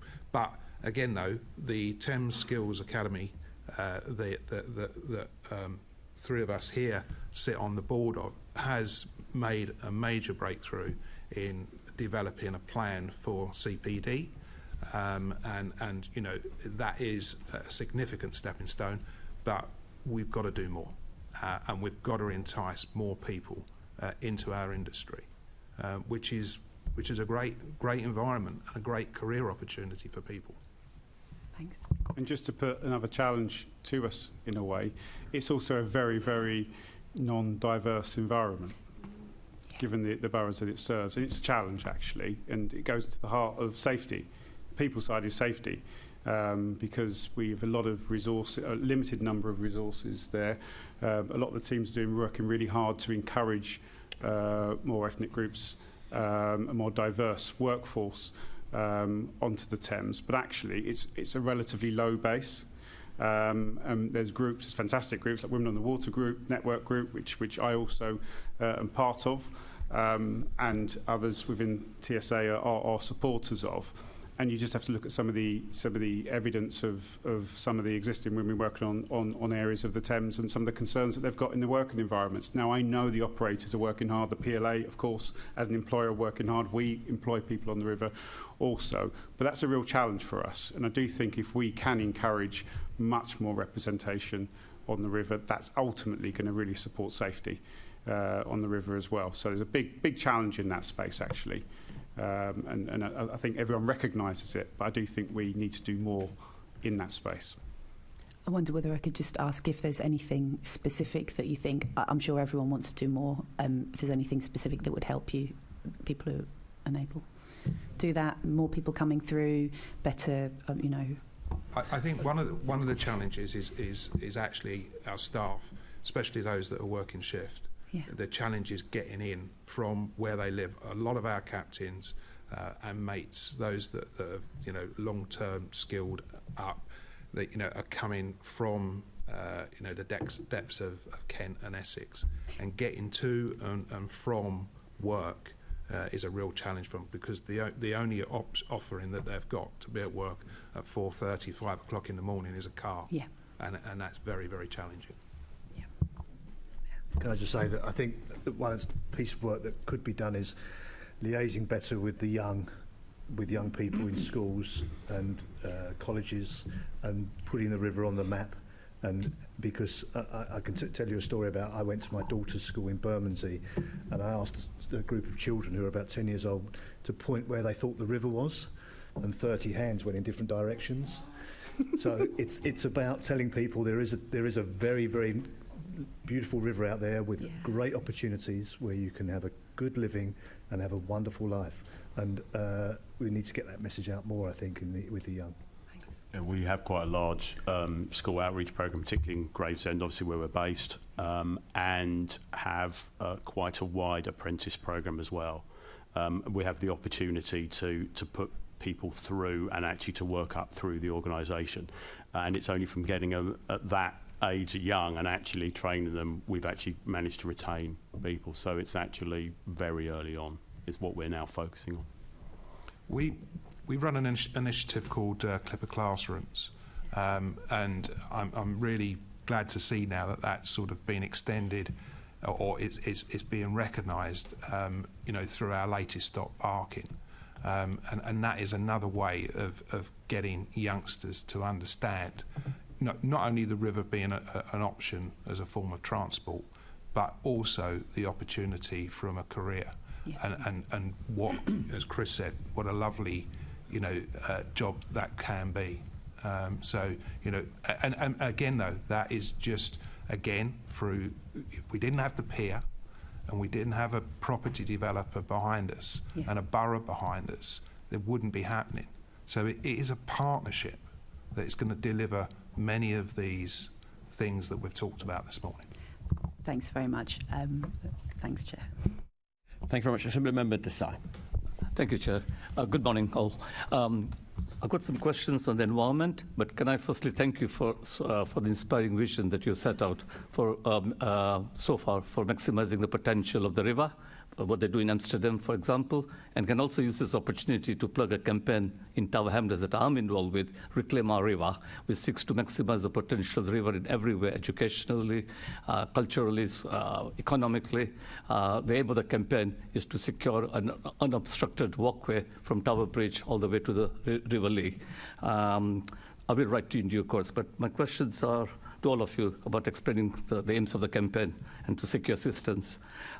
If I can ask you, Fiona and James, what challenges are there in terms of reducing emissions from passenger boats, and what should be the role of boat operators and TfL in reducing these emissions? Fiona and James. Perhaps I can start off with you, Fiona. Hi there. Well, thank you for having me. I guess the first thing I probably need to say is that in terms of passenger boats, that's not quite my remit. I'm more on sort of the freight side of things. However, I guess from our Crossroad Partnership has done some trials on river freight operations, and the statistics in terms of emission savings were really, really beneficial. So we actually did one river freight trial with Thames clippers that ran for a month, where we were taking goods into central London, and in comparison to the previous methods by car, we actually had emission savings of 92% for nitrogen oxides, 96% for carbon dioxide, 79% for PM10, and 78% for PM2.5. So I think that highlights that there are real opportunities in terms of sort of air quality benefits by utilising the river. Also, to add on that, there's the element of congestion. Obviously, by taking more vehicles off the road, you're reducing impacts on congestion. And also efficiency was a really key factor as well. The efficiency of getting the goods into central London was far quicker. And another thing that is quite interesting to note as well is the whole overall consolidation picture. We're doing another trial that's actually running at the moment where we're focusing on using bulk deliveries into central London via the river. And actually just by looking at how you can change logistics operations themselves, we're removing four vans per each delivery because we're encouraging larger volumes on a less frequent basis if it was coming by road. So I think there is a really big opportunity for light freight on the river and how that can impact the environment, if that helps. Thank you. If I can perhaps add to that, the context for emissions and standards for marine vessels is quite complicated, he said, and there are domestic, EU and international regulations in terms of engine emissions and standards and timescales, which are different to road vehicles, and from an objective point of view, they are worse in terms of emissions. At the current time, there is no marine engine that's comparable to Euro 6. The turnover of the fleets is on a much longer timescale than it is on the road, so therefore the opportunities to improve are less, if I can put it that way.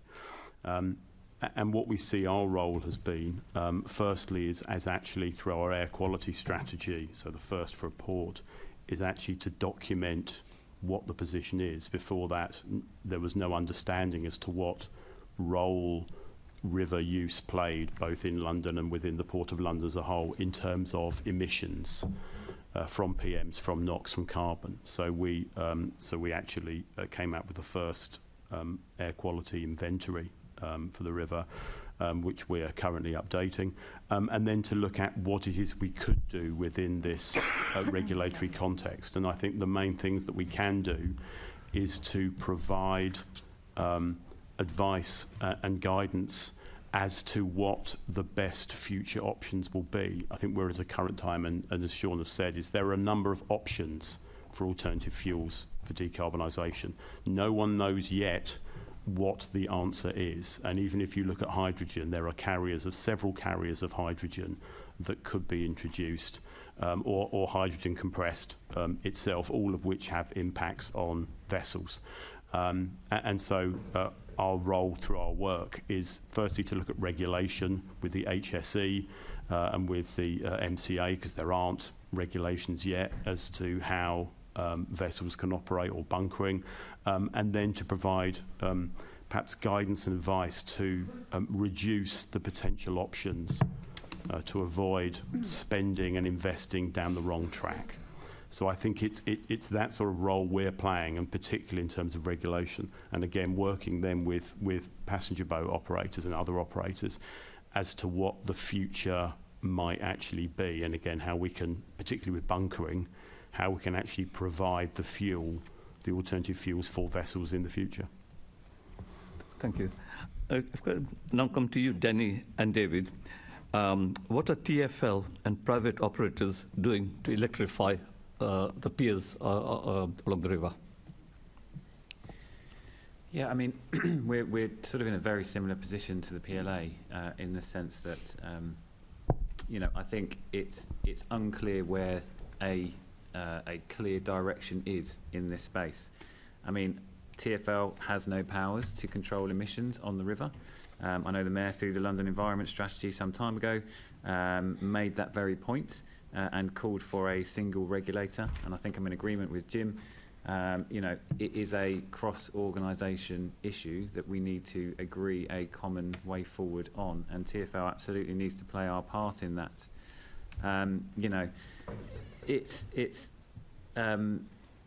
With regards to our piers as well, I mean, we have an opportunity to invest in our piers, we have an opportunity to upgrade our piers, but I think the biggest issue is we don't know how to best to invest at this particular time.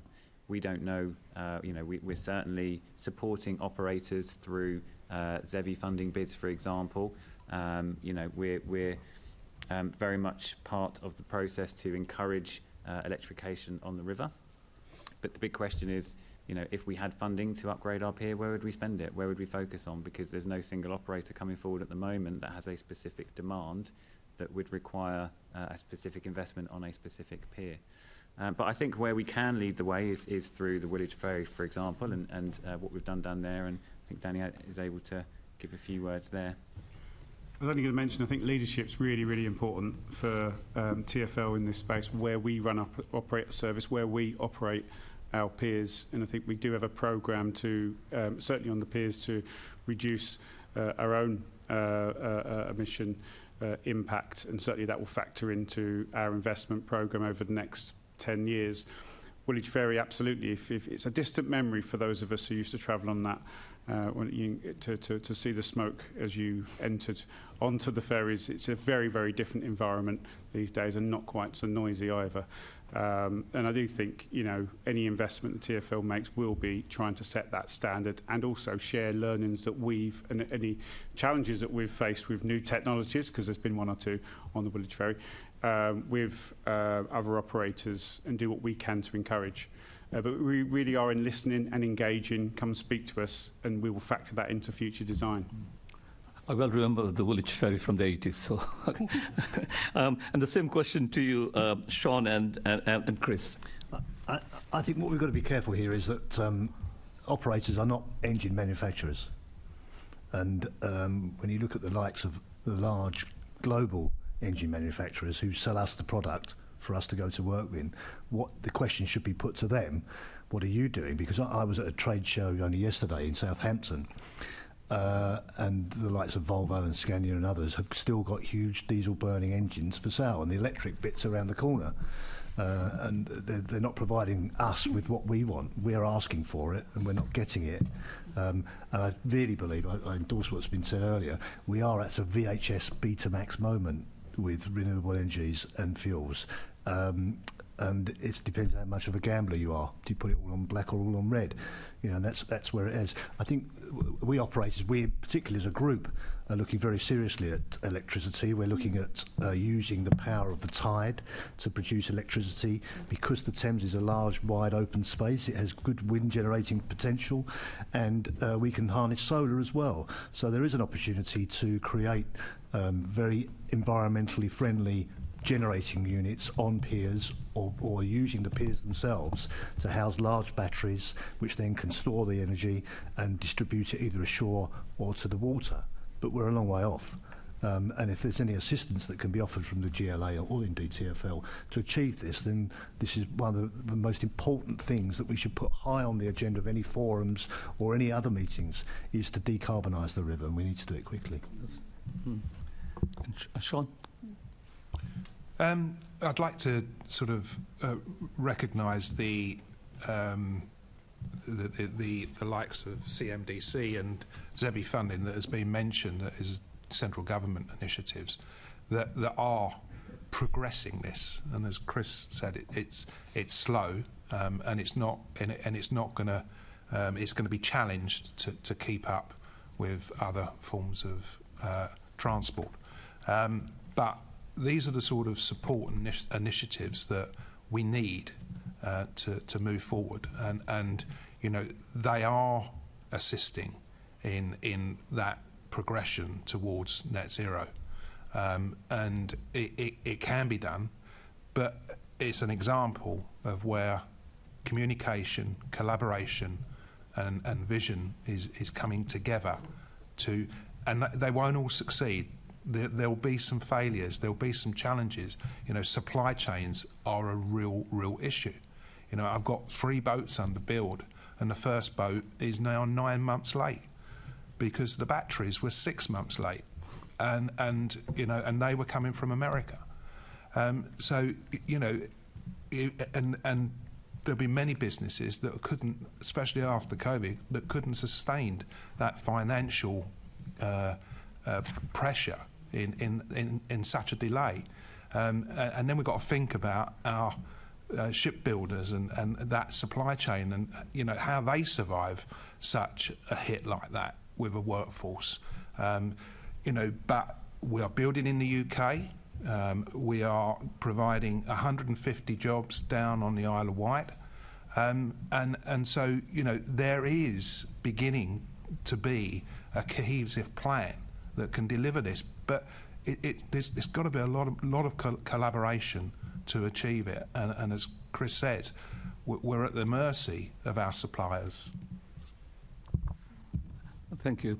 I quite like the reference that you made to those 150 jobs on the Isle of Wight, because it's the whole argument that investing in London also helps the national economy as well.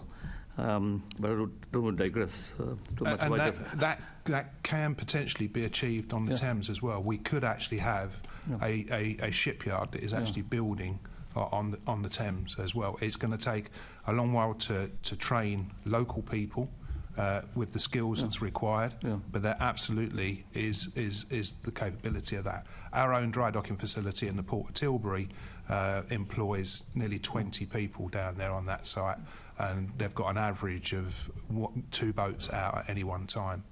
You know, there is opportunities outside of the actual operation of vessels that can deliver skilled career opportunities. No, thanks. Yeah, the point I seek to make is obvious one, but the London economy drives the national economy. Anyway, if I could just move on, I'm conscious of the time, Chair, but 3 quick supplementary questions. To Danny and David, how is TfL and the GLA seeking to support the transition to electric boats? Well, it kind of goes back to my previous comments in the sense that we know the technology is evolving. We know operators who are developing such technologies. We support bids for funding wherever we possibly can. But the question remains of, I don't think we're ready or in a position to kind of invest in particular electric charging infrastructure, for example, on particular piers because the demand simply isn't there at this particular point in time. So we just have to continue discussions with operators, work with them as the technology evolves, and be ready to facilitate as and when the electric charging capabilities are presented. And just to add to that, as I mentioned earlier, we have ring-fenced or put aside investment to keep these piers safe and operable, £40 million, average of £4 million a year. And therefore there is an opportunity actually, to plan in as we find out and design those requirements into that investment. But of course, it really does need to have the guidance as to where we should be investing, because it's got to be the right value and we can't be taking risks with that level of investment. But yeah, we're certainly committed to supporting it. And is there any support from the government, Danny and or David, in terms of supporting the transition to electric boats?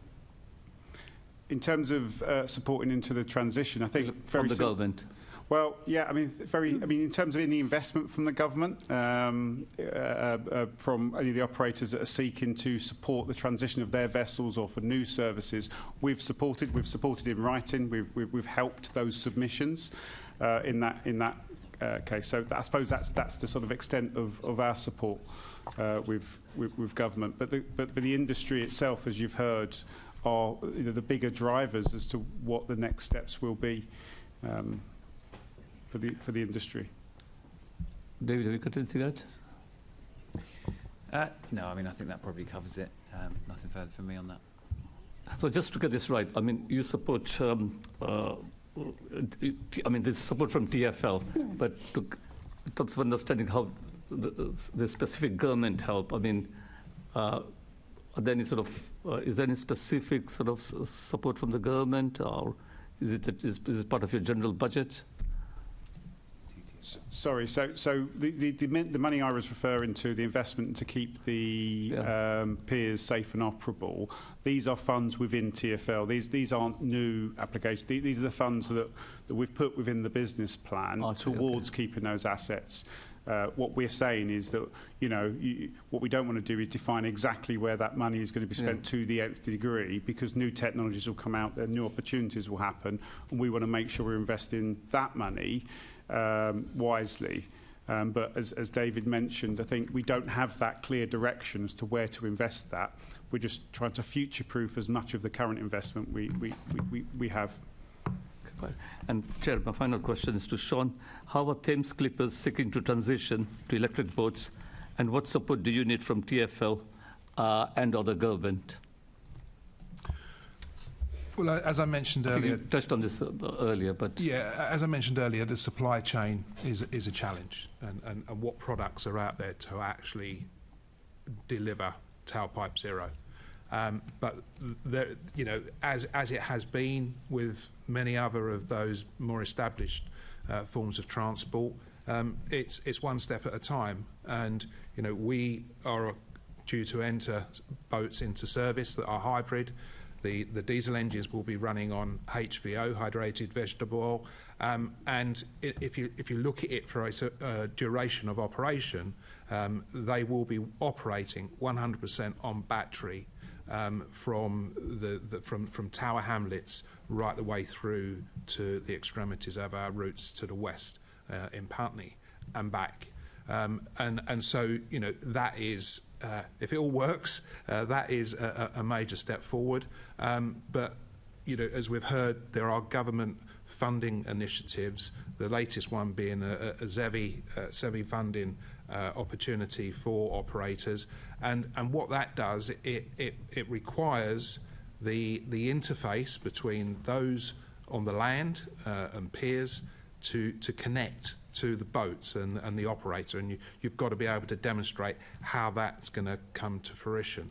And you wouldn't necessarily embark on the commercial risk in its entirety that this poses, but these opportunities reduce that commercial risk for an operator, and therefore will allow us to be a little bit more bold and go beyond what has been done in the past. And we have won a CMDC funding to electrify the ferry service between Surrey Quays and Canary Wharf, which was a great desire of TfL, which they decided after doing a lot of studies that the ferry was going to be a better alternative than a bridge, electrified ferry, but unfortunately that fell to the COVID environment and the lack of funds, but it's going to happen.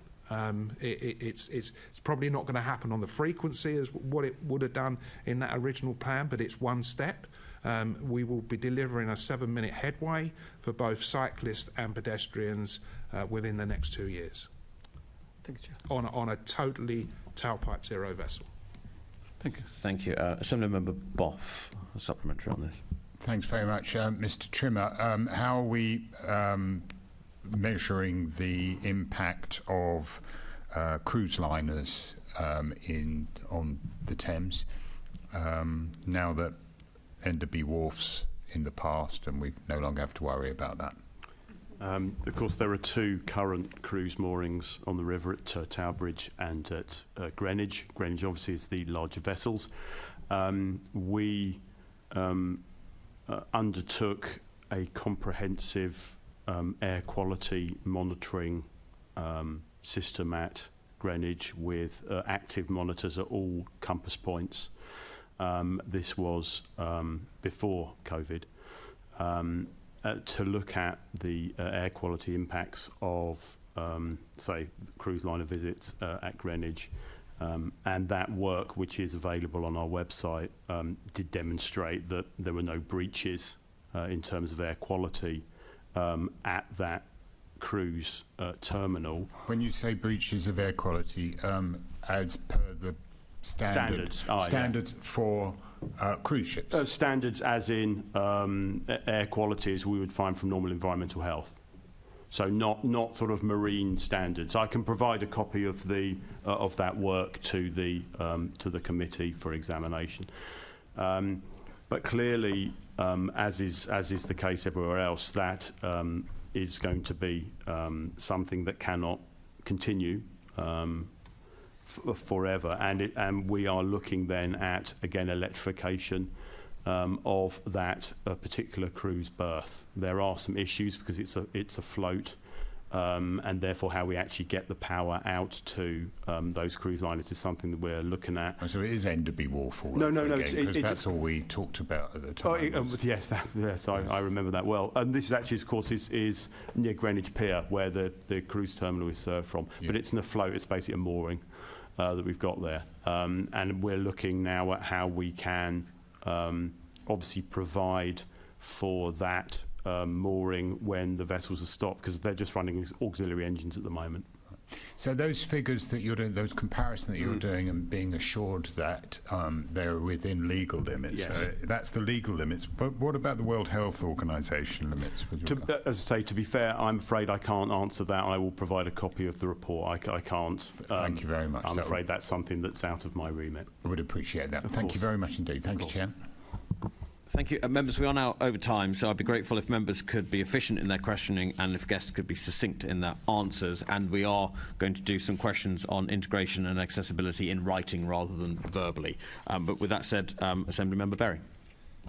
Chair, would you like to take the break now? It was scheduled for this time, though not at this point in the questioning. I'm going to take a break for after these next couple of questions. And OK, I'll be as quick as I can. Freight, yeah. I just don't want to delay. No, before we go on to comfort freight. breaks. OK, cool. Thank you. Just wanted to clarify a couple of things from that last section. Sorry. Sean, am I right? Your vehicles that you're commissioning are hybrids, but they're not plug-in hybrids. They're not going to need recharging. That's correct. They're not plug-in hybrids because of the power that we need to do our longer routes out to the east, as far as Barking. It's like a Prius, basically. Yeah. And the power that will be being provided from the engines, 25% of that is going into charging the batteries. And then when we get to the slower zone, where we're a maximum of 12 knots through central London, from Wapping-Ness up through to Battersea, that will be done purely on battery. Okay, so you're still, I mean, all the power's still coming from... Yeah, we haven't got the power that is needed to support us at our home port at Trinity Buoy Wharf. Okay, no, that makes sense. And then, David, earlier on you said essentially you can't start providing electric charging infrastructure till there are boats that need it, that are saying what sort they need. Is that a correct summary of essentially what you said? I mean, we will respond to demand as and when it presents itself. So obviously I get the appreciate that sometimes you need to provide to encourage as well, but we don't have enough demand from various different operations to warrant a specific facility in a specific location, and I think that's our challenge. It's exactly what is required and exactly where do you need it, and even if we did provide it, is it going to be needed, or would operators recharge where they berth their vessels overnight, for example? So all of these questions still remain. Well, this is my next question, actually, and I think James is trying to come in. Do you want? Maybe you're going to explain to me the question that I was about to ask. Perhaps if you ask the question, I'll see if I can answer it. It was where is it likely that you're going to need to charge? Presumably, you wouldn't want to charge up while you were in these congested piers. You'd want to do it somewhere else. And I'm aware that just looking over the river from Lambeth Palace, there's a sort of petrol station there. I mean, presumably, you wouldn't need. You could do that in the centre of the river, or even not on the bank in any way, couldn't you? The charging. I think this is, of course, this is the essential issue we've got, which is carts and horses. We are investing in some charges from Net Zero Marine Services, which are currently proposed. There are some issues around those, but we're investing in them because if we don't, then who will? But I think it is right. Where do you put these new facilities? As I say, there are two bunkering services in central London. One is downstream of Tower Bridge and the other's opposite Westminster. If we're then looking at hydrogen, are those appropriate places to bunker vessels? But you still need to have those facilities of whatever form within central London. But otherwise then you've got the boats travelling a long way out of London to refuel. By the time they go into London to actually operate, they haven't got any fuel left. So it's actually where we find those places that are safe and can be regulated. But potentially, as David says, is it right that they're on piers? And if not, where should they be? And again, coming around to the fact, how do we get them consented? Yeah, I would definitely have thought they wouldn't want to be on the piers we've already talked about being full up. So in terms of getting money for this, the obvious thing seems to be, and I think James, you hinted at it earlier on, developer contributions, and yet I don't see this. Obviously, mayoral Section 106 is going to be difficult. I don't see any particular hooks in planning guidance to supplement what you said in the London Plan about the policies being clear. There's almost no mention of this in planning guidance that would give boroughs Section 106 sort of impetus. The other obvious thing is CIL, Community Infrastructure Levy. Mayoral CIL's all assigned to Crossrail and for the foreseeable. But borough CIL might. And I think, James, you're the probably person who might know whether any boroughs said, let's use some of our borough strategic CIL to do this. I know we do that. I'm from Camden. I'm not a river borough, but we do spend quite a lot of our CIL on electric charging infrastructure for vehicles. Not as far as I'm aware for vessels. Okay. And if you do look at the sort of speed of EV chargers not keeping pace with vehicles, I think the issue we've got is whether we have the same trouble on the river. But and also if, again, and I think the same will be true of light freight, but looking at vessel recharging, there isn't really a market. So what is the price? And how does that price, when you have to invest, mean that it's viable to invest? Without a market, it's difficult to know what a pricing regime will be and whether you can actually justify the infrastructure. And again, our role in that and in other things actually to sort of take a Keynesian approach to actually invest in it, because if we don't, then who will? We've got far longer timescales to get investment back than the private sector. Yeah, and I think saving up a pot of money would be a good thing at this point. Potentially you can influence that. I just wanted to, my real questions are about cross-river transport. So obviously, you can cross the river by bridge or indeed cable car and different ways. But we are increasingly starting to look at new ferry crossings. So I wanted to ask Danny and David, because TfL have been operating the Woolwich ferry, and would you... Sorry? No, I was just saying. Members, can we stick to the questions, please? Yes, thank you. So I just want to ask the question, what lessons have you learned from operating the Woolwich ferry, and what do you think are the strengths of that kind of river-based crossing when we're talking about planning new crossings like Rotherhithe to Canary Wharf? What are the strengths of that versus anything else? I think the scale of Woolwich ferry, given that it's a vehicle and large vehicle crossing rather than just people and cycles, possibly means that there's some key technical challenges. And actually, I think we used some new kit. We used automatic intelligent docking systems that had never really been tried to such an environment with such a tidal range. And sometimes you've got to go out there and do the right thing and look at your risk assessments and come up with actually a plan to bring the vessels in with hybrid vessels and new technology. And we certainly found some technical challenges along the way, particularly challenges with suppliers. And I think I can share the pain that Sean is no doubt going through in terms of bringing new technology into service. I think what is worth it is the fact that they're ultimately a much better product, I suppose, from a customer experience and for the vehicles. But we certainly, from a supply chain and a new technology, have learnt some lessons, which I think we're very open to sharing those with those that want to bring new technology into service. There's probably things that we would have done differently. I haven't got that list here. But most importantly is you learn from that. What we're certainly not sorry about is the fact that we are leading, and we did lead. We made that investment. We did the right thing, and I do think that leadership was important. And hopefully we'll see more and more technology. If there has been some lessons from our behalf that others can benefit from, that's a good thing going forward anyway.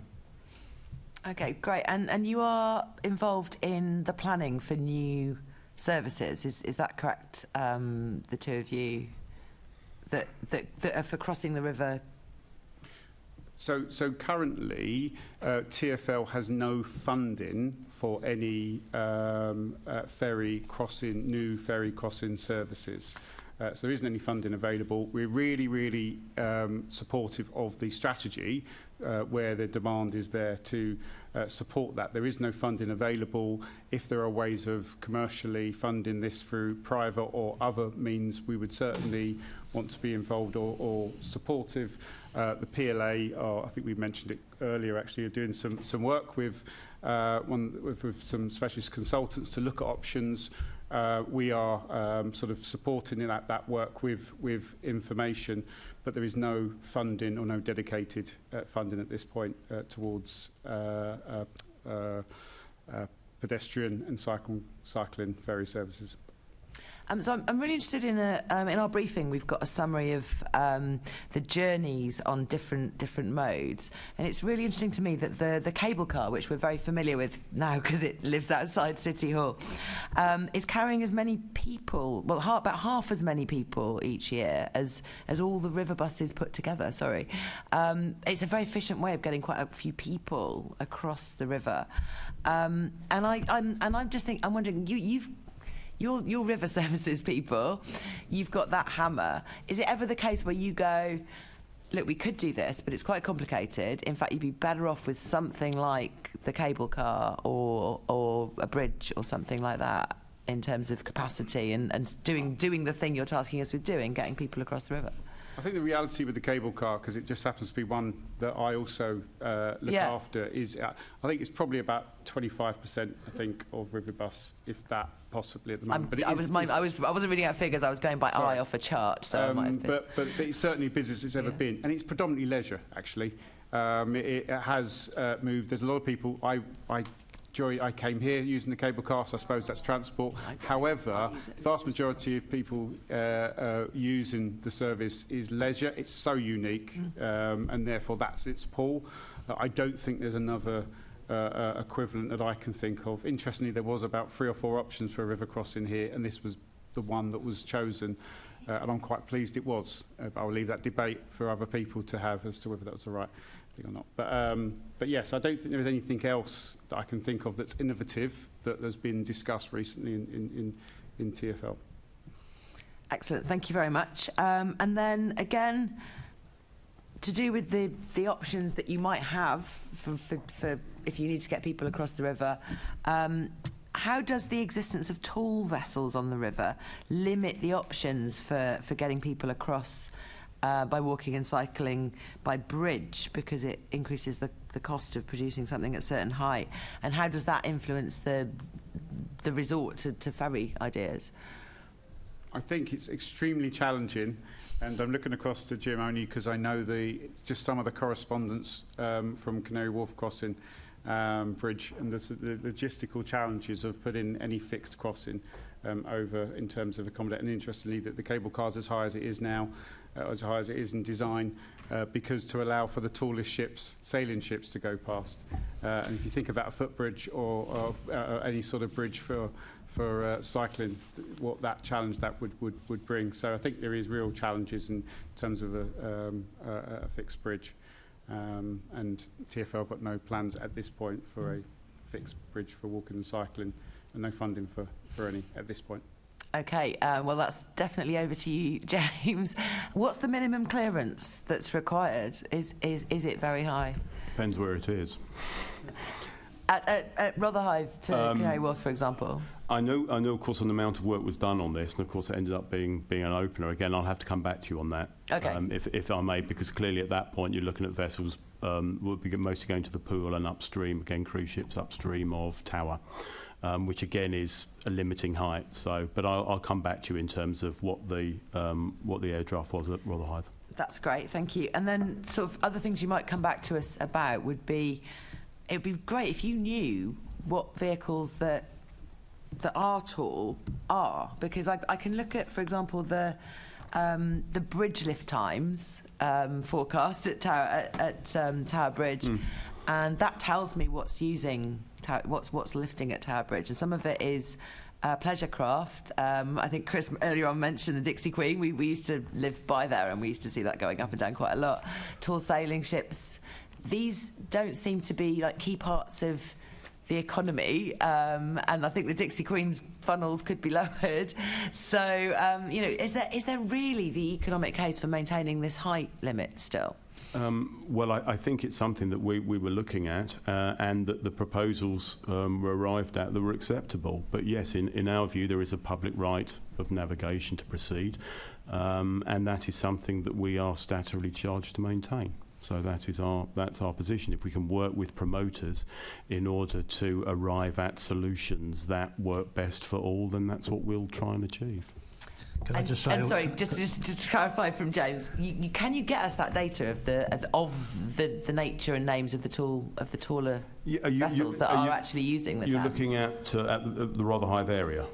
I mean, whatever you've got for whichever parts of the river, to be honest, because I think at Tower Bridge we can probably get that data, but further back would be more instructive. I'll see what I can do, because clearly a lot of work was done when the original bridge was proposed, so we can look and review that. Yeah, and we'd love to see the names of the vessels in exactly the same way, and I'm sure you must have some idea. Oh yes, we do. Thank you very much. If you can send that over, Chris.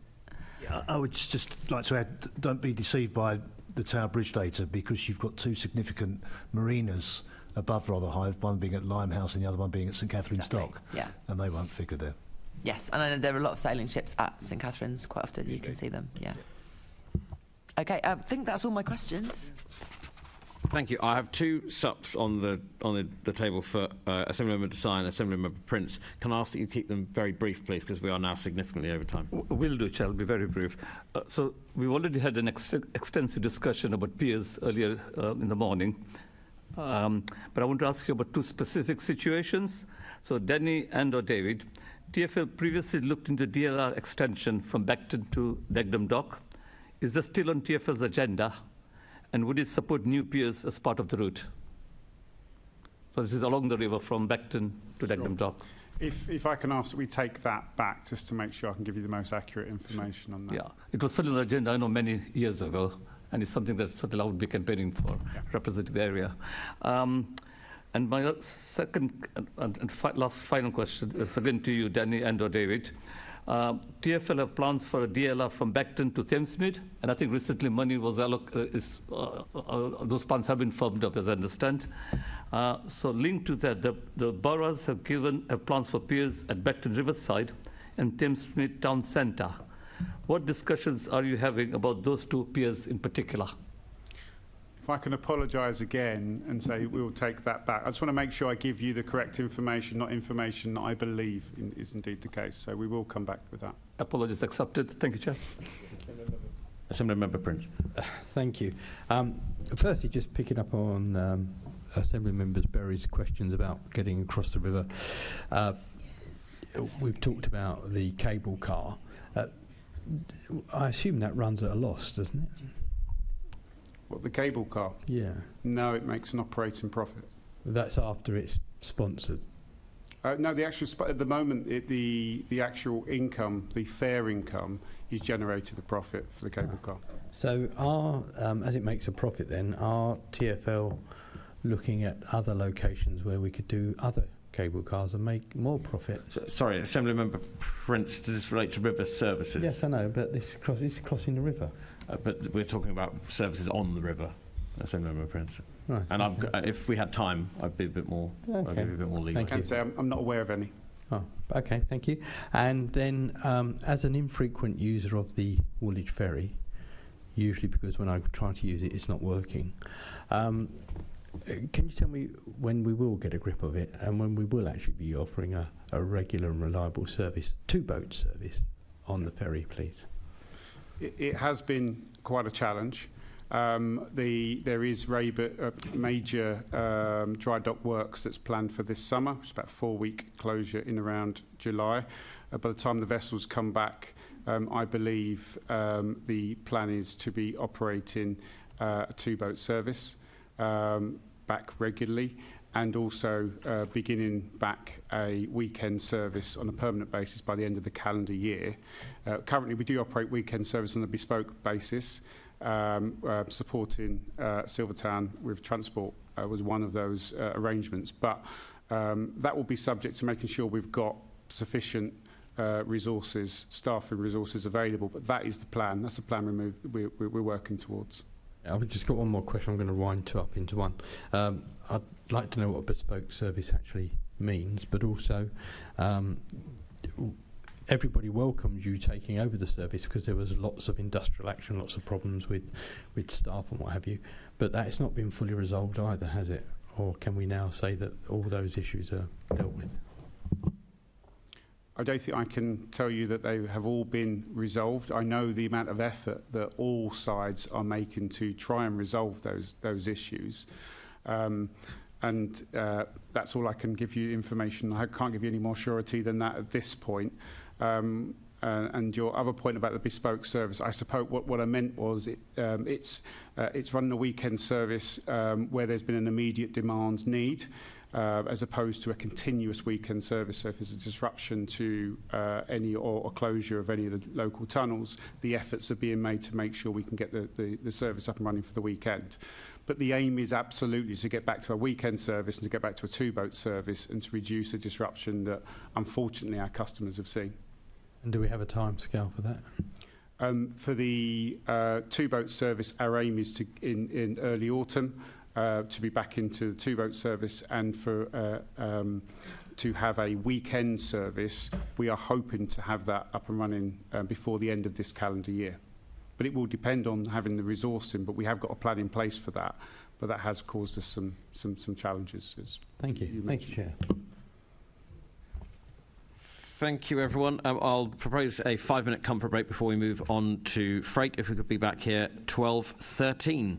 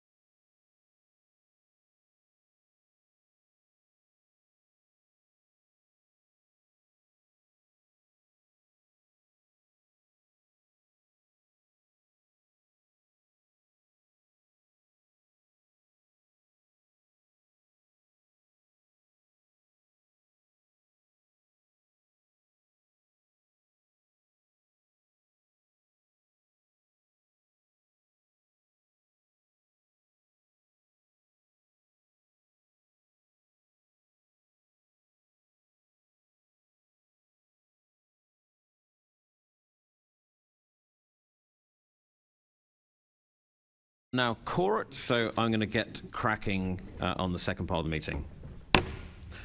Right, thank you. The next part of the meeting is on light freight on the river. I'm going to pass immediately to Assembly Member Garrett. Hello. Just so moving on from passengers onto freight, we've had this trial of light freight going on. So if I could go to you firstly, Fiona, just thinking about the Cross River Partnership, how that's worked, and sort of coordinating this sort of light freight trial on the river. Yeah, thank you very much. So essentially, Cross River Partnership is a not-for-profit partnership organisation. So the whole point of us is to kind of facilitate the conversations between different organisations to essentially deliver innovative trials. So the London Light Freight River Trial that you're referencing was one of those. It fell under a DEFRA-funded air quality programme that we are running called Clean Air Logistics for London, which is all about encouraging more light freight into central London by river.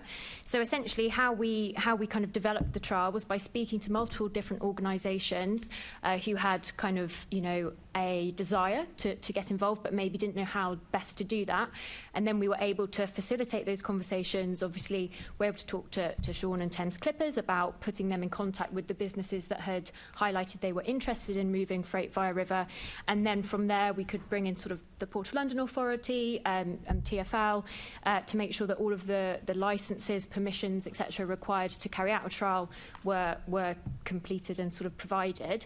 So that's kind of how Cross River Partnership helped the trial to be generated, essentially, because I think one of the things we've already talked about previously under the passenger element is the fact that understanding who to speak to, what needs to be done from a business perspective, I think that's a very big challenge. There's a lack of understanding about how to start river freight, and that's where Cross River Partnership was able to come in, because we've obviously got the time and resourcing in terms of our time to enable those conversations to happen and something to develop. And obviously we also had the funding behind us to pay for the vessel to actually trial a service. So that was kind of our involvement in the whole scheme and sort of setting up the scheme. So obviously people are familiar with heavy freight on the Thames. That's obviously that's very much not a new industry, but this light freight is a new industry, and you were really coordinating and driving this effectively a trial of a completely new idea. So what I was going to call on to the operators in a mo, but in terms of the practical challenges, what came up with that different kind of freight? One of the challenges is around the next day delivery sort of market. So obviously we were trying to facilitate a trial that would operate and be a proof of concept that sort of e-commerce style deliveries would work. So I think the key challenges around that were in terms of how you hire out kind of the vessel itself. So for example, we had the funding, so we could pay for a vessel which you did on a daily basis. Obviously, if you wanted to do next day frequent deliveries quite quickly, you need to know that there is a vessel available. But if you're only able to hire one out for a full day, it's not necessarily economically viable for the businesses to do that. The other point is kind of the scalability and the infrastructure as well was a big challenge. So for example, we were able to do this 4-month trial, but we still weren't able to test probably the amount of volumes we would have liked to, simply because if you're only able to change a business's operations for a small period of time, they're obviously not going to be able to do that very quickly. And obviously then if we come to the sort of funding situation of how those costs of hiring the vessel, and also generally the capacity as well, there's some sort of, I think we were very lucky we got a month's period as part of, there was an available vessel, but equally to trial a longer period of time would have been useful, but I don't think we even had the opportunity to do that simply because of the availability of an appropriate vessel. Okay. So those were probably some of the key challenges, but then equally the infrastructure on the piers themselves. If you want to get to scale, you need more sort of sorting space. Obviously we were working on cargo bikes doing the last mile delivery, how they access piers, minimising disruption with kind of passenger services as well. I think these were all barriers that were experienced, but were overcome, and actually we all felt the trial went very well. It would just be interesting to see if those would become bigger challenges at the scale required to make it more economically viable as a sort of permanent solution. So just in a nutshell, very conscious of time. So obviously when people think about small parcel deliveries, they think about vans or maybe cargo bikes going door to door or something. What was the sort of basic operational model then of the small parcel trial on the river? Yeah, so essentially goods were loaded at Dartford International Ferry Terminal. They were transported along the Thames to Bankside Pier for the initial phase, where they were then taken by either electric van using a essentially dynamic loading bay near Bankside Pier, or they were taken via cargo bike to their final destinations. What was brilliant about this trial was we actually, as part of phase 2, we introduced a second sort of element where we went to Trinity Buoy Wharf, and that was another drop-off that was added in, but it also allowed us to take return deliveries back to Dartford International Ferry Terminal the following day, where any returns were then given back, or say unloaded, and taken back to the depots of the businesses involved.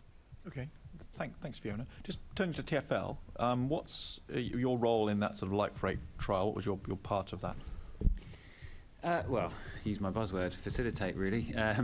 It was a case of interest from light freight can come from anywhere. Sometimes it can come directly to TfL, sometimes it comes to Thames Clippers, sometimes it comes to another operator or through the Cross River Partnership. It sort of doesn't really matter where the interest comes from. There is a proposal that is put on the table. I don't think, we can't predict where logistics operators will want to deliver to. It might be Bankside is perfectly located. In this case it was, which was brilliant, but they might want to serve other areas of London.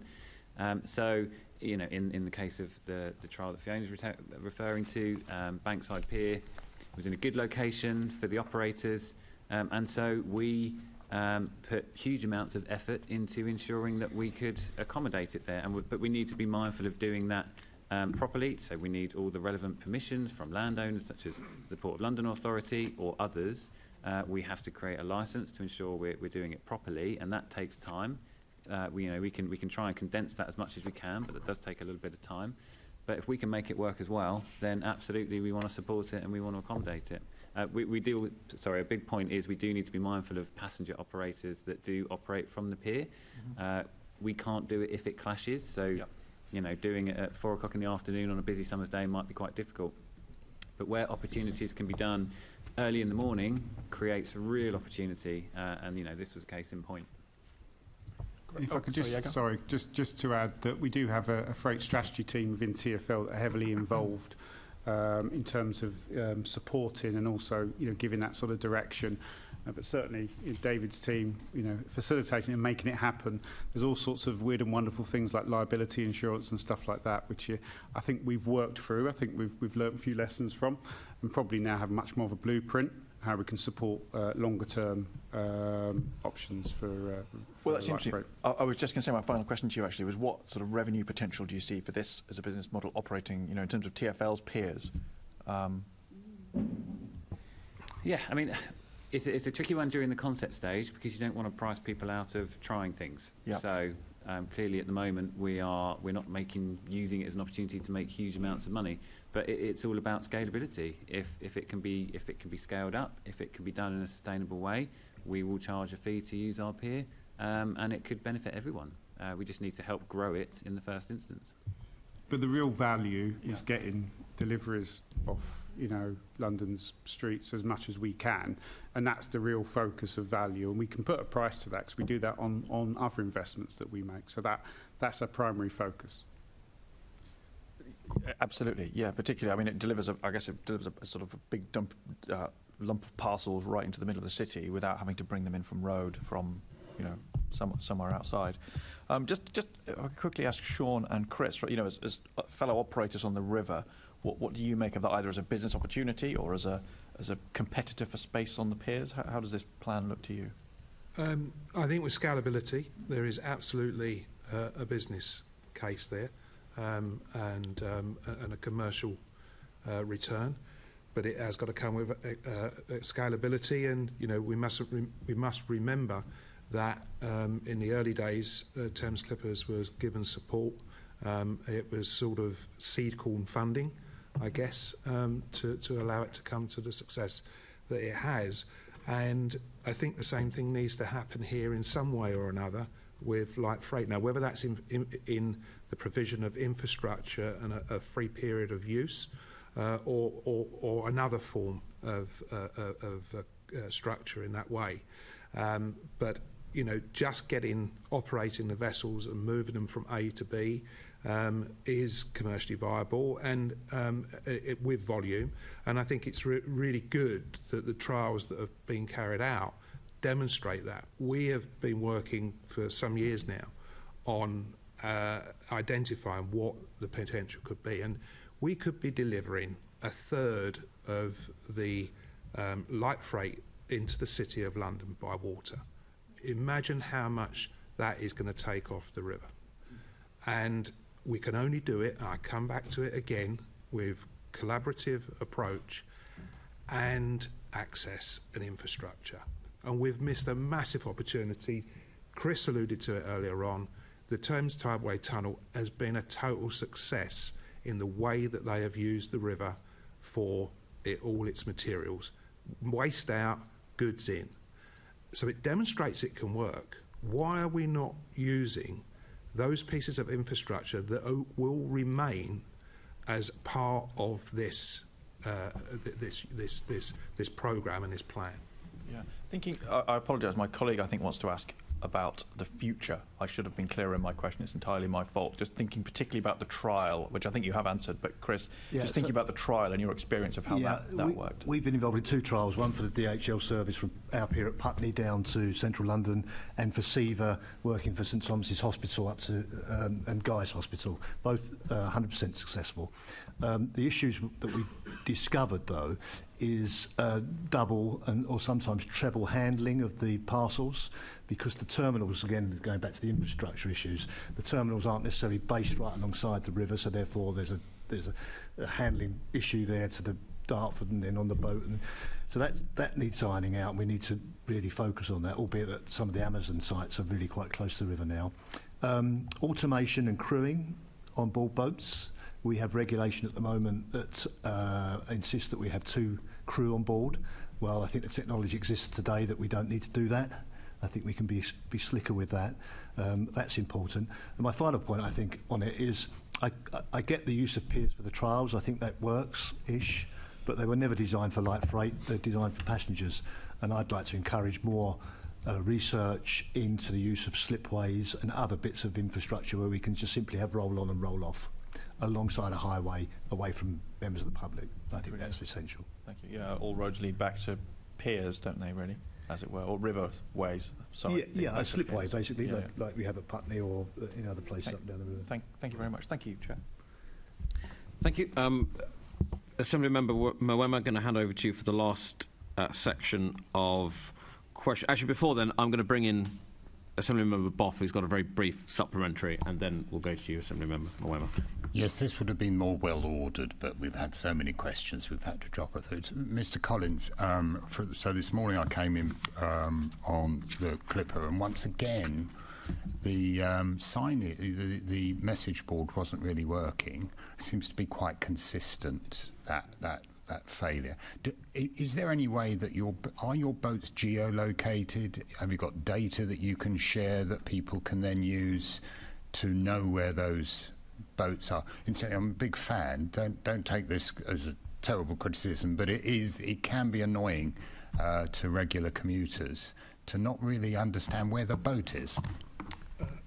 I totally share your frustration, and it is my biggest annoyance, as my team will tell you.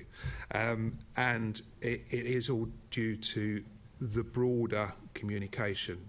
We've got to use a channel that feeds into TfL and works. And how I see the future is that it's supplemented by the phone and an app, and we are working on that.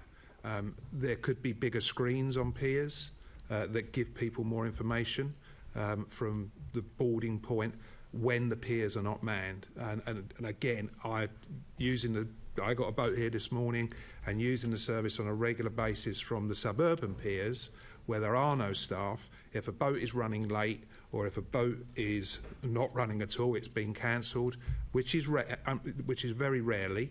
But if that does happen, we have a real challenge in communicating that to our customers. Equally, people want to also understand when the network's busy. When other forms of transport have got an issue, mass transport movers, we're always the go-to, and you can't cope in those scenarios. So to have something that can communicate, and look, we look back, we had exactly the same problem many years ago in ticketing.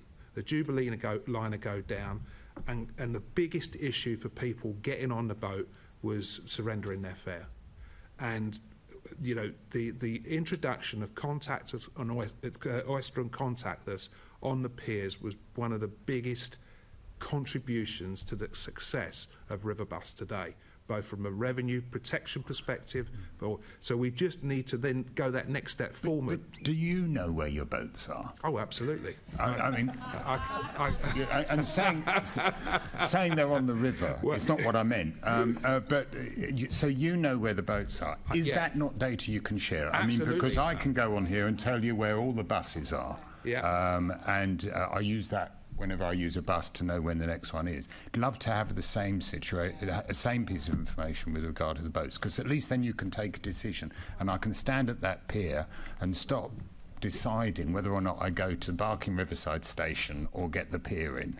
Yeah. I'll get the boat in, sorry. I can see it in a very similar way as to which you'd see, you know, bikes and bike stands and everything else.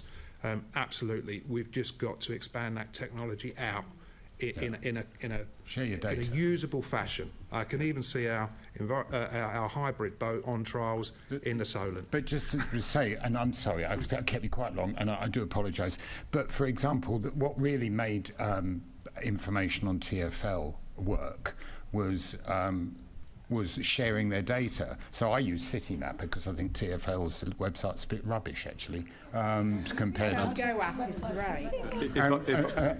So Citymap and the others as well, because they've made their data available. Is that something you would entertain?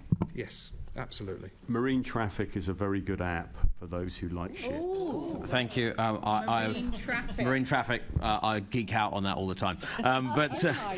Let's move to back to freight, to the final section of our questions from Assemblymember Mwema. And Assemblymember Mwema, just expectations. I'll stop you just before 1 o'clock. Anything you don't get to, we can submit in writing along with any supplementary. So I'll leave it to you how you manage the rest of. Okay, I will try to be brief. Good afternoon, everybody. My first question is to Fiona, and it's to ask you what are the challenges facing businesses who want to use the river for light freight. Yeah, thank you. So I think one of them is definitely what we've alluded to earlier about maybe having that sort of more visibility about who to speak to. There's so many different stakeholders, as we've said, that understanding what permissions you would require to actually do a light freight service is quite challenging. We've alluded to the fact that obviously you need to get licenses for different piers, but also there's the element around things like access licenses can be also part of the local authority's remit, and then generally things like passage plans, all the rest of that. So I think there is the kind of information sharing and visibility element that is quite challenging.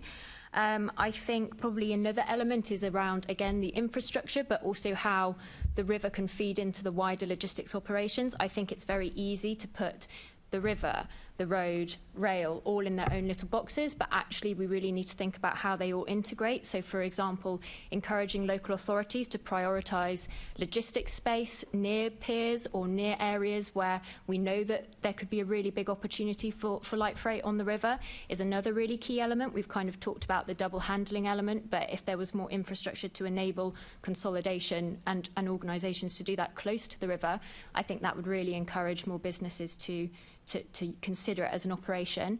And then I guess there's the understanding of costs. That's another key thing. Businesses just do not understand how much using the river will cost them operationally, and I think that that's partly why we're trying to do these trials. We've been very open with how much we spent on the London Light Freight River trial, and I think that's really, really valuable. But also, as we've already said, there's also an element that these things haven't been done yet, so we don't know what those costs might look like in the future when they're scalable, and if we can't provide that information, how will businesses know that it's something they would be able to actually invest in themselves? So I would say those are probably the key things. It's visibility, and it's also supporting infrastructure as part of the wider logistics piece and where the river sits in that. Okay, thank you.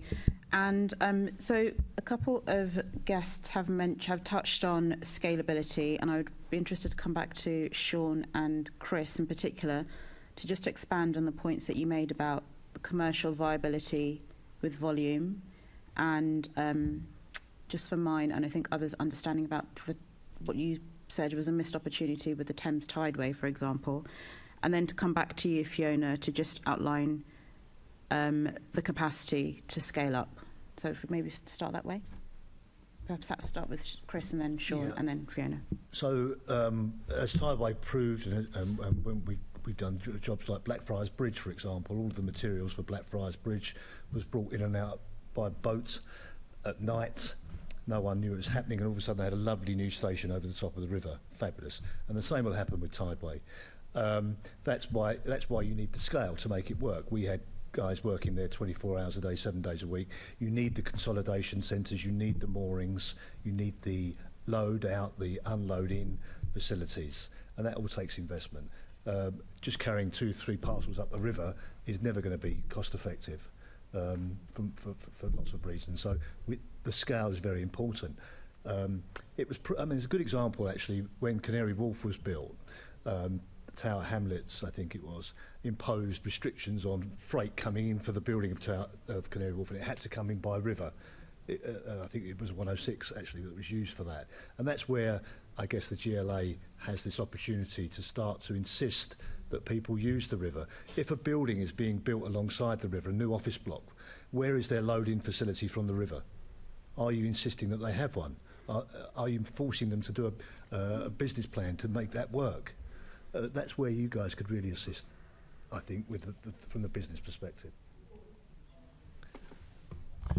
Yeah, I think it was mentioned that we did use a passenger vessel, 50% of a passenger vessel's capacity, which is, and the reason why we could use that boat is because they're so small now that we can't use. We only can use those vessels for specific passenger transfers.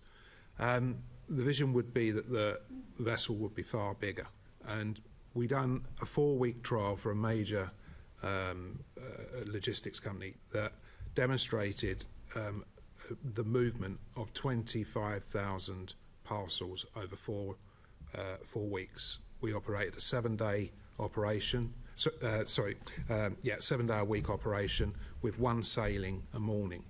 Now, I believe that 20,000 parcels per vessel is more than achievable, and so with that scalability, a day that is, to be clear, and with that scalability, then viability kicks in, and you've got to do several runs. There's return products which we trialed during the trials, but to make this seamless, it's got to have the connectivity with the land side. Yes, certain suppliers could use the existing piers, but what we've found is that the vast majority still want to use them in that just-in-time period, which is not too dissimilar to people around 9, 10, 11, 3, 4, 5 in the afternoon. So the two will not be able to be harmoniously facilitated. So it does need its own gateway. Before I come to you, Fiona, why, just from a layperson's perspective, why is it that you mentioned that parcels in the trial came to Bankside? So is there a particular reason why it has to come to that location? I mean, there are potentially other sites further down the river that parcels could come into, thinking of stuff that comes in from large delivery companies that they have hangars near Heathrow Airport, not in particularly busy places, but they're coming onto the road from what seems like a logical use of space, which is not residential or otherwise commercial. So essentially the main reason we went to Bankside for the trial was because that was actually where the suppliers actually were delivering to areas in that vicinity. Also, I think another element of it is the fact that the DHL trial does run to Bankside, so things around understanding the licensing for a river freight trial had already kind of been set up, so we weren't sort of going in blind per se, but it was just also a coincidence essentially in that was what worked best for the supplier areas. But also I think just on another note, the infrastructure there in terms of having the digital loading bay to support onward sort of delivery as well was another thing that only added to the fact of using that location. But yes, I think that's something that, you know, technically we could have looked at wider piers, but it's kind of that element around the infrastructure bankside is just very, I guess it was the most suitable, and it worked for the suppliers who were involved. Okay, thank you. My next set of questions is to TfL, and I wanted to ask Danny or David or both, how has TfL evaluated best practice from other cities? Do you have any kind of case studies that outline the good stuff but also the challenges? With specific regard to light freight? I think the honest answer is we've not benchmarked against huge numbers of studies in other cities, to be honest. We've focused on the trials on the Thames, the trials that we're able to facilitate, and sort of uncovering the challenges that are presented through the trials that are being operated. I think we're all kind of learning through this at the same time. We're understanding what the capabilities are, what the potentials are, what the problems are. So yes, we're sort of focusing on undertaking these trials as best we possibly can and helping to grow future opportunities as well. And just to add, I suppose broadly we're looking at how best can we sweat the assets. You know, not all the eight piers that we've got are super busy. There are some that are a lot less busy than others. How best can we use them if they align, if it works? And also, how do we, because we've got to seriously look at the impact to passenger services. That's why it's interesting Sean's comments on you know, if the demand is that they're going to be competing for space, we're going to have to seriously look at that. We need to complement and sweat the assets as best we can to support those outputs. But that's our primary role here, as well as our wider strategy team that will be plugging into more things than just River and certainly guiding us. Okay, and just following on from that, how can you ensure that there isn't, you know, a conflict between the light freight and passenger use so that piers can be shared successfully? Wondering if you were going to. So we need to take an operational look at what operation is safe, essentially. You know, we need to have oversight of where the movements are. If it's a movement of a cargo bike on a brow that passengers are going to be moving up and down at the same time, clearly there's a conflict there. Clearly it's not safe. What mitigation do we need in place to ensure that there isn't that clash, there isn't that conflict, and there isn't that unsafe environment? So it's just having a risk assessment, understanding the operation, making sure we put enough mitigation in place to ensure that there isn't that clash.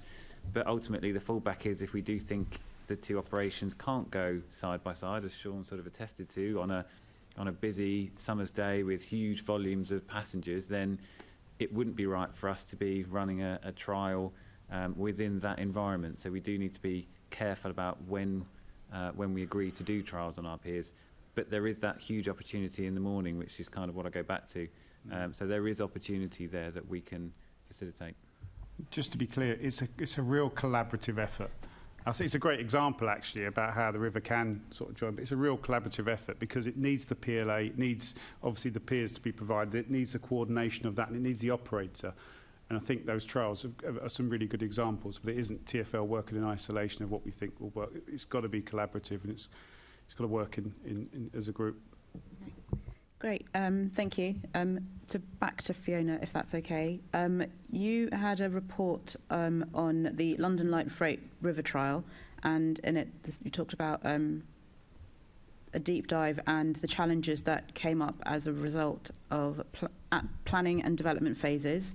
How did you overcome the issues that you had during the trial, and do you think these will be a barrier to expansion of light freight on the Thames?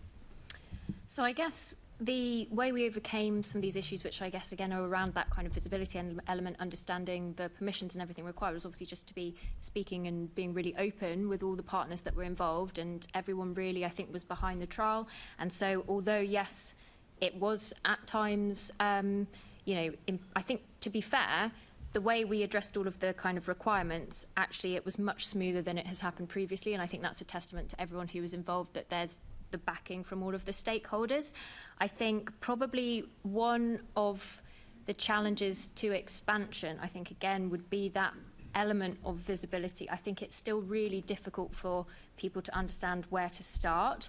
And I also think that there needs to be a better understanding by local authorities about what their role in these schemes would need to be, because I think what was very interesting is that on a different river freight trial that we've kind of looked at, local authorities were really excited about it, but they didn't quite realise that we were actually still needing permissions from themselves to enable to do the trial. So I think it is just that wider piece of information sharing, because I think also as we scale up, the challenges that we faced in this trial could be, there could be different challenges, particularly around things like the infrastructure, that obviously because we only did a relatively small volume, those will only be exacerbated if we're trying to get the volumes to make it more economically viable. And I think that's probably the thing that I would say we don't quite know yet, because we haven't been able to push the volumes to an extent that would be most useful for our learnings,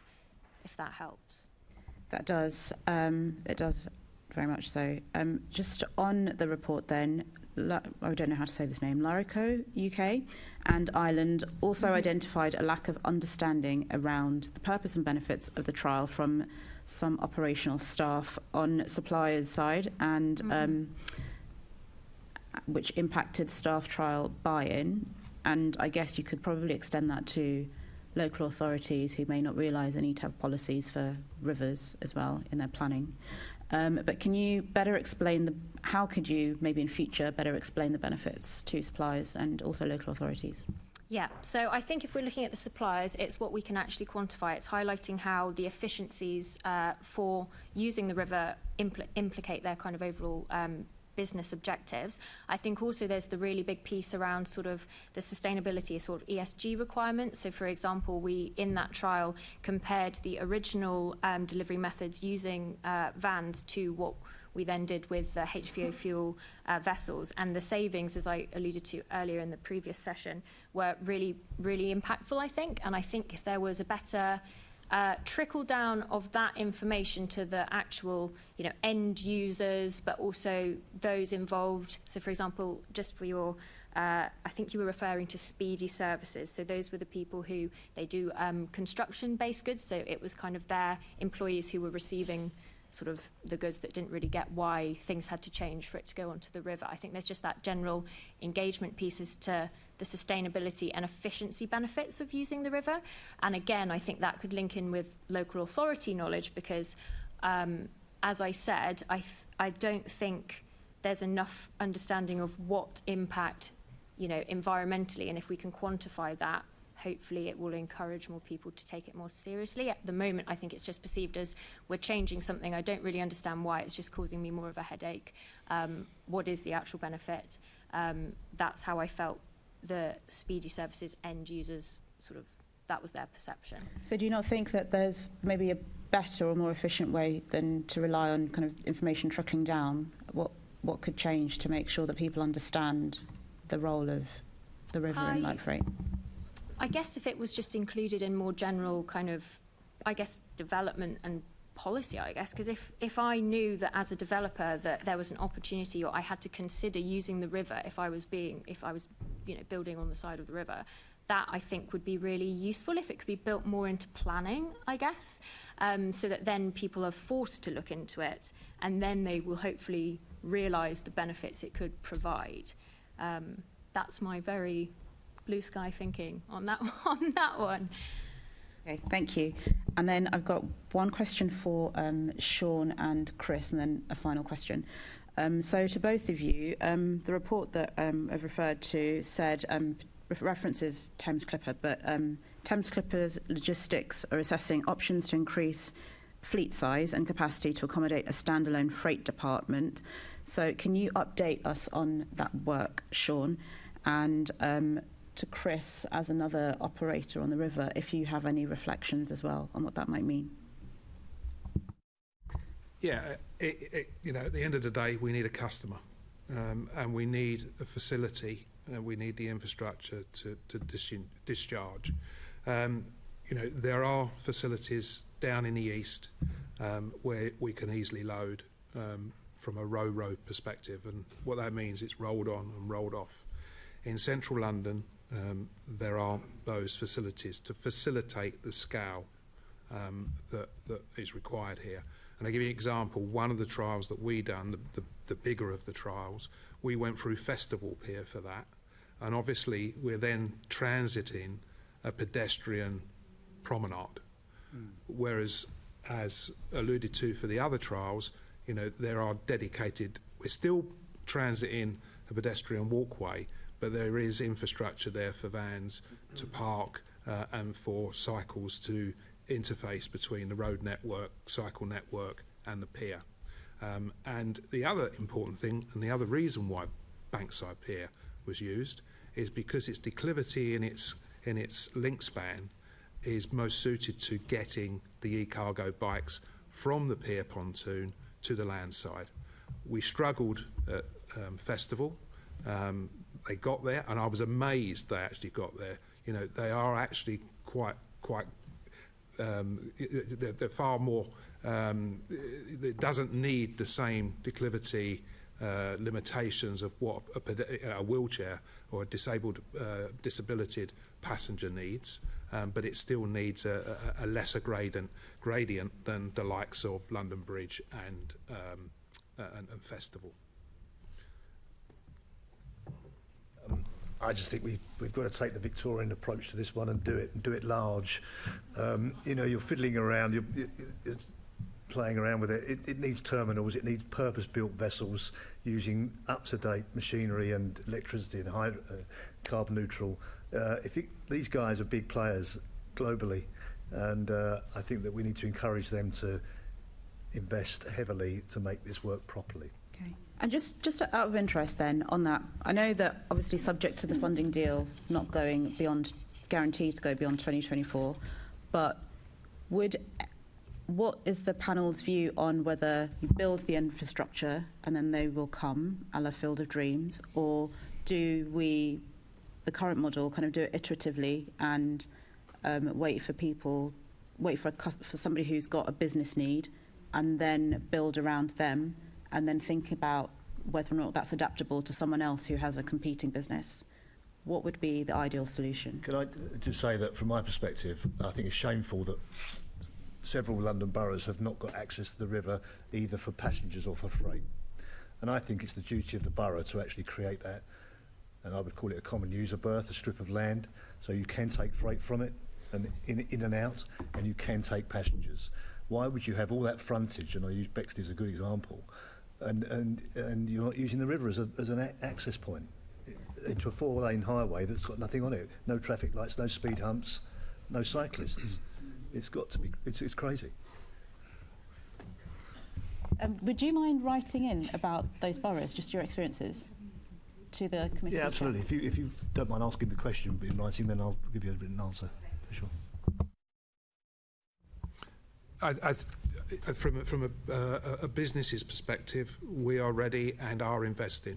As I mentioned, we've had consultants working for us that's gone in, done studies in large buildings that are already built in the City of London and are currently under construction.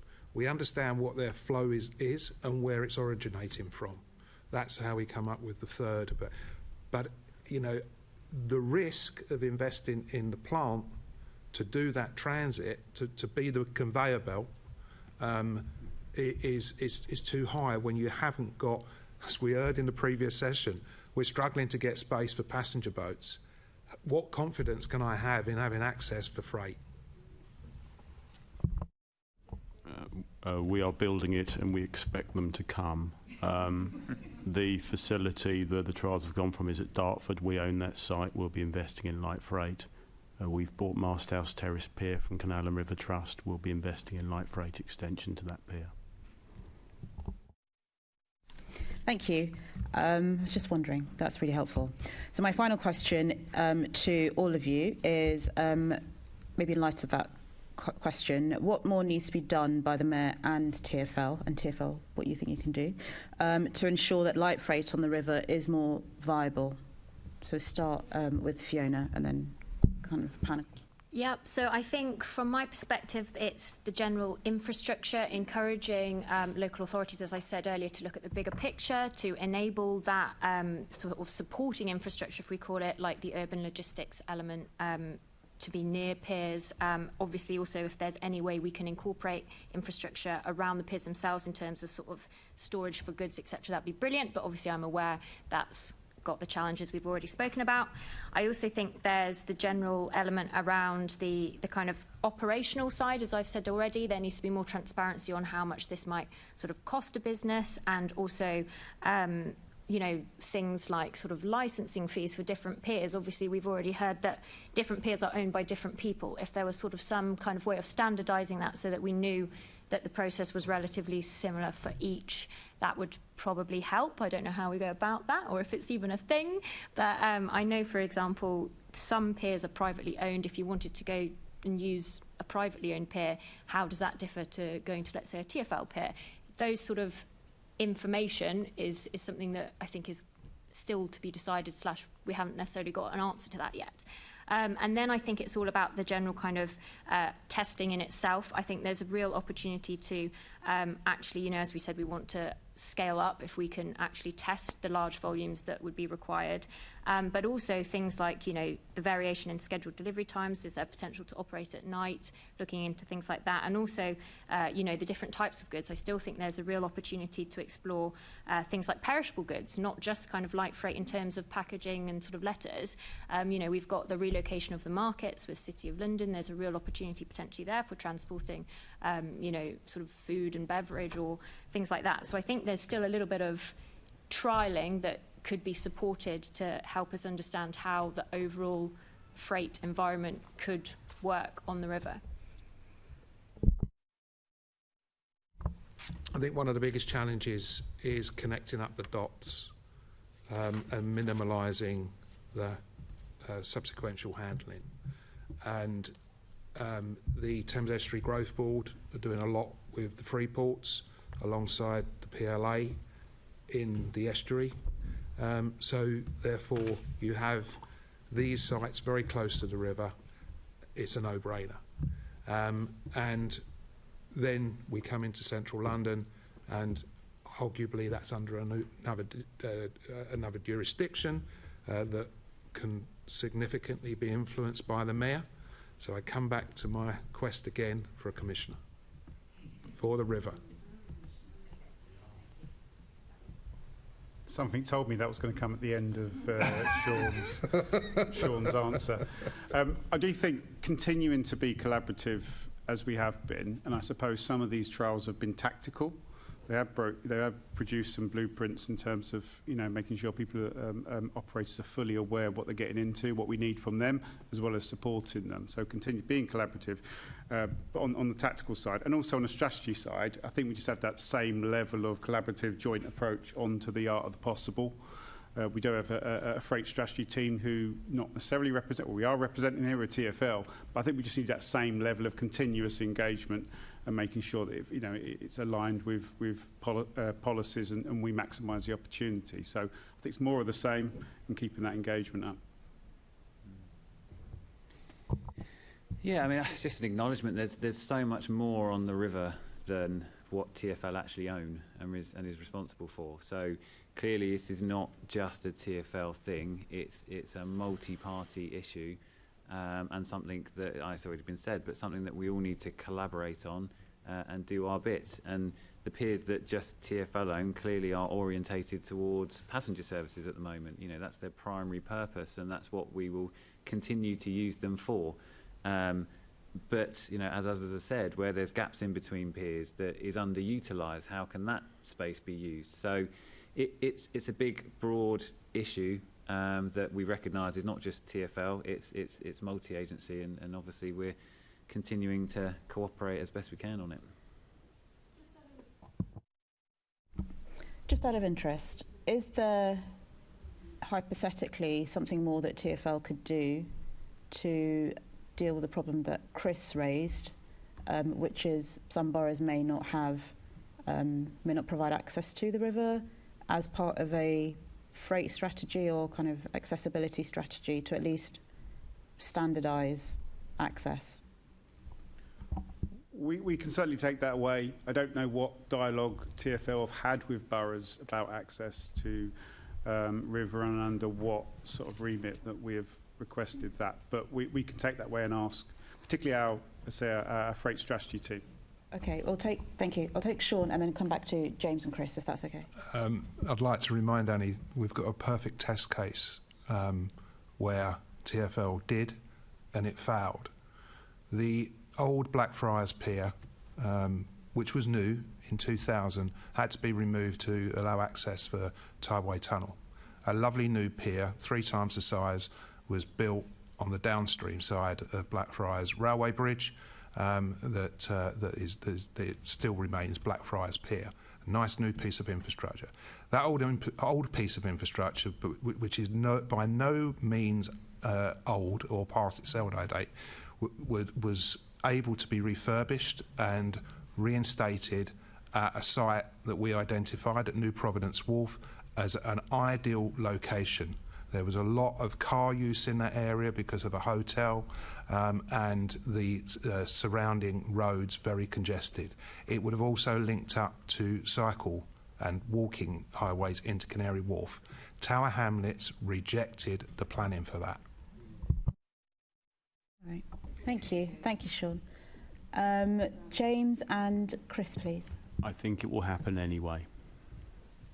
I think the market will find a way to make it happen using piers that it wants to in order to get to the markets it wants to. Okay. So in terms of people doing things, I think to make it as easy as possible. That's all it is. So I guess my question is around if the market there is potentially demand there, potential supply, but to... Sorry, Fiona, can we... Yes, I will. There were some others that spoke extensively. I'm just 2 minutes over. So the market it needs some shaping, so there is potentially something that the Mayor could do. Or is there, is the question, in addition to what TfL have said today, the collaborative approach? From the customers that I've talked to, they know what they want to do. They have extremely large amounts of data as to the markets they want to serve and how they want to serve them. The main thing then is actually fitting the pieces together in terms of origin and destination. We've heard a lot about that today. There are options for them to do it, and we and others help them to do it. I think the Mayor the Mayor doesn't talk a lot about the river, so to actually say the river's great and we want to use it for as much as possible, and isn't freight a great thing, and then build it into the air quality agenda, that would be great. It's visibility. It will ultimately happen. It depends how quickly it will. And then we're really short time, so finally, Chris. Very briefly, I think for my appeal to the Mayor would be look in your toolbox and see what you can do. You have the ability to do it, but I think we need to refocus on the river. We need to get people to understand how accessible it is, how much enthusiasm there is to use it. You're pushing an open door. London's 4-lane highway that's empty currently. And one other thing, sorry to finish on, and it receives no direct government funding. It's not like a road. Nobody's paying tax to work on it. Yeah. Thank you. And apologies, Chair. That's my final one. That's much appreciated. Well, thank you very much. I just want to say thank you to all our guests for being here, spending your time, giving us your knowledge and expertise. That's much appreciated. We have a few bits and pieces to finish up with, but you're free to go, so thank you. Can I ask the committee to note the report and the discussion? Noted. Can we also delegate authority to me as chairman in consultation with the deputy chair and party group leads to agree any output arising from the meeting? Agreed. Can we note the work programme and meeting dates as approved at the London Assembly's annual meeting on the 4th of May 2023? Yeah, agreed. Excellent. The next meeting of the committee is scheduled for 13th of July 2023 at 10 a.m. in the Chamber, City Hall. There's no urgent business, so thank you. The meeting is now closed.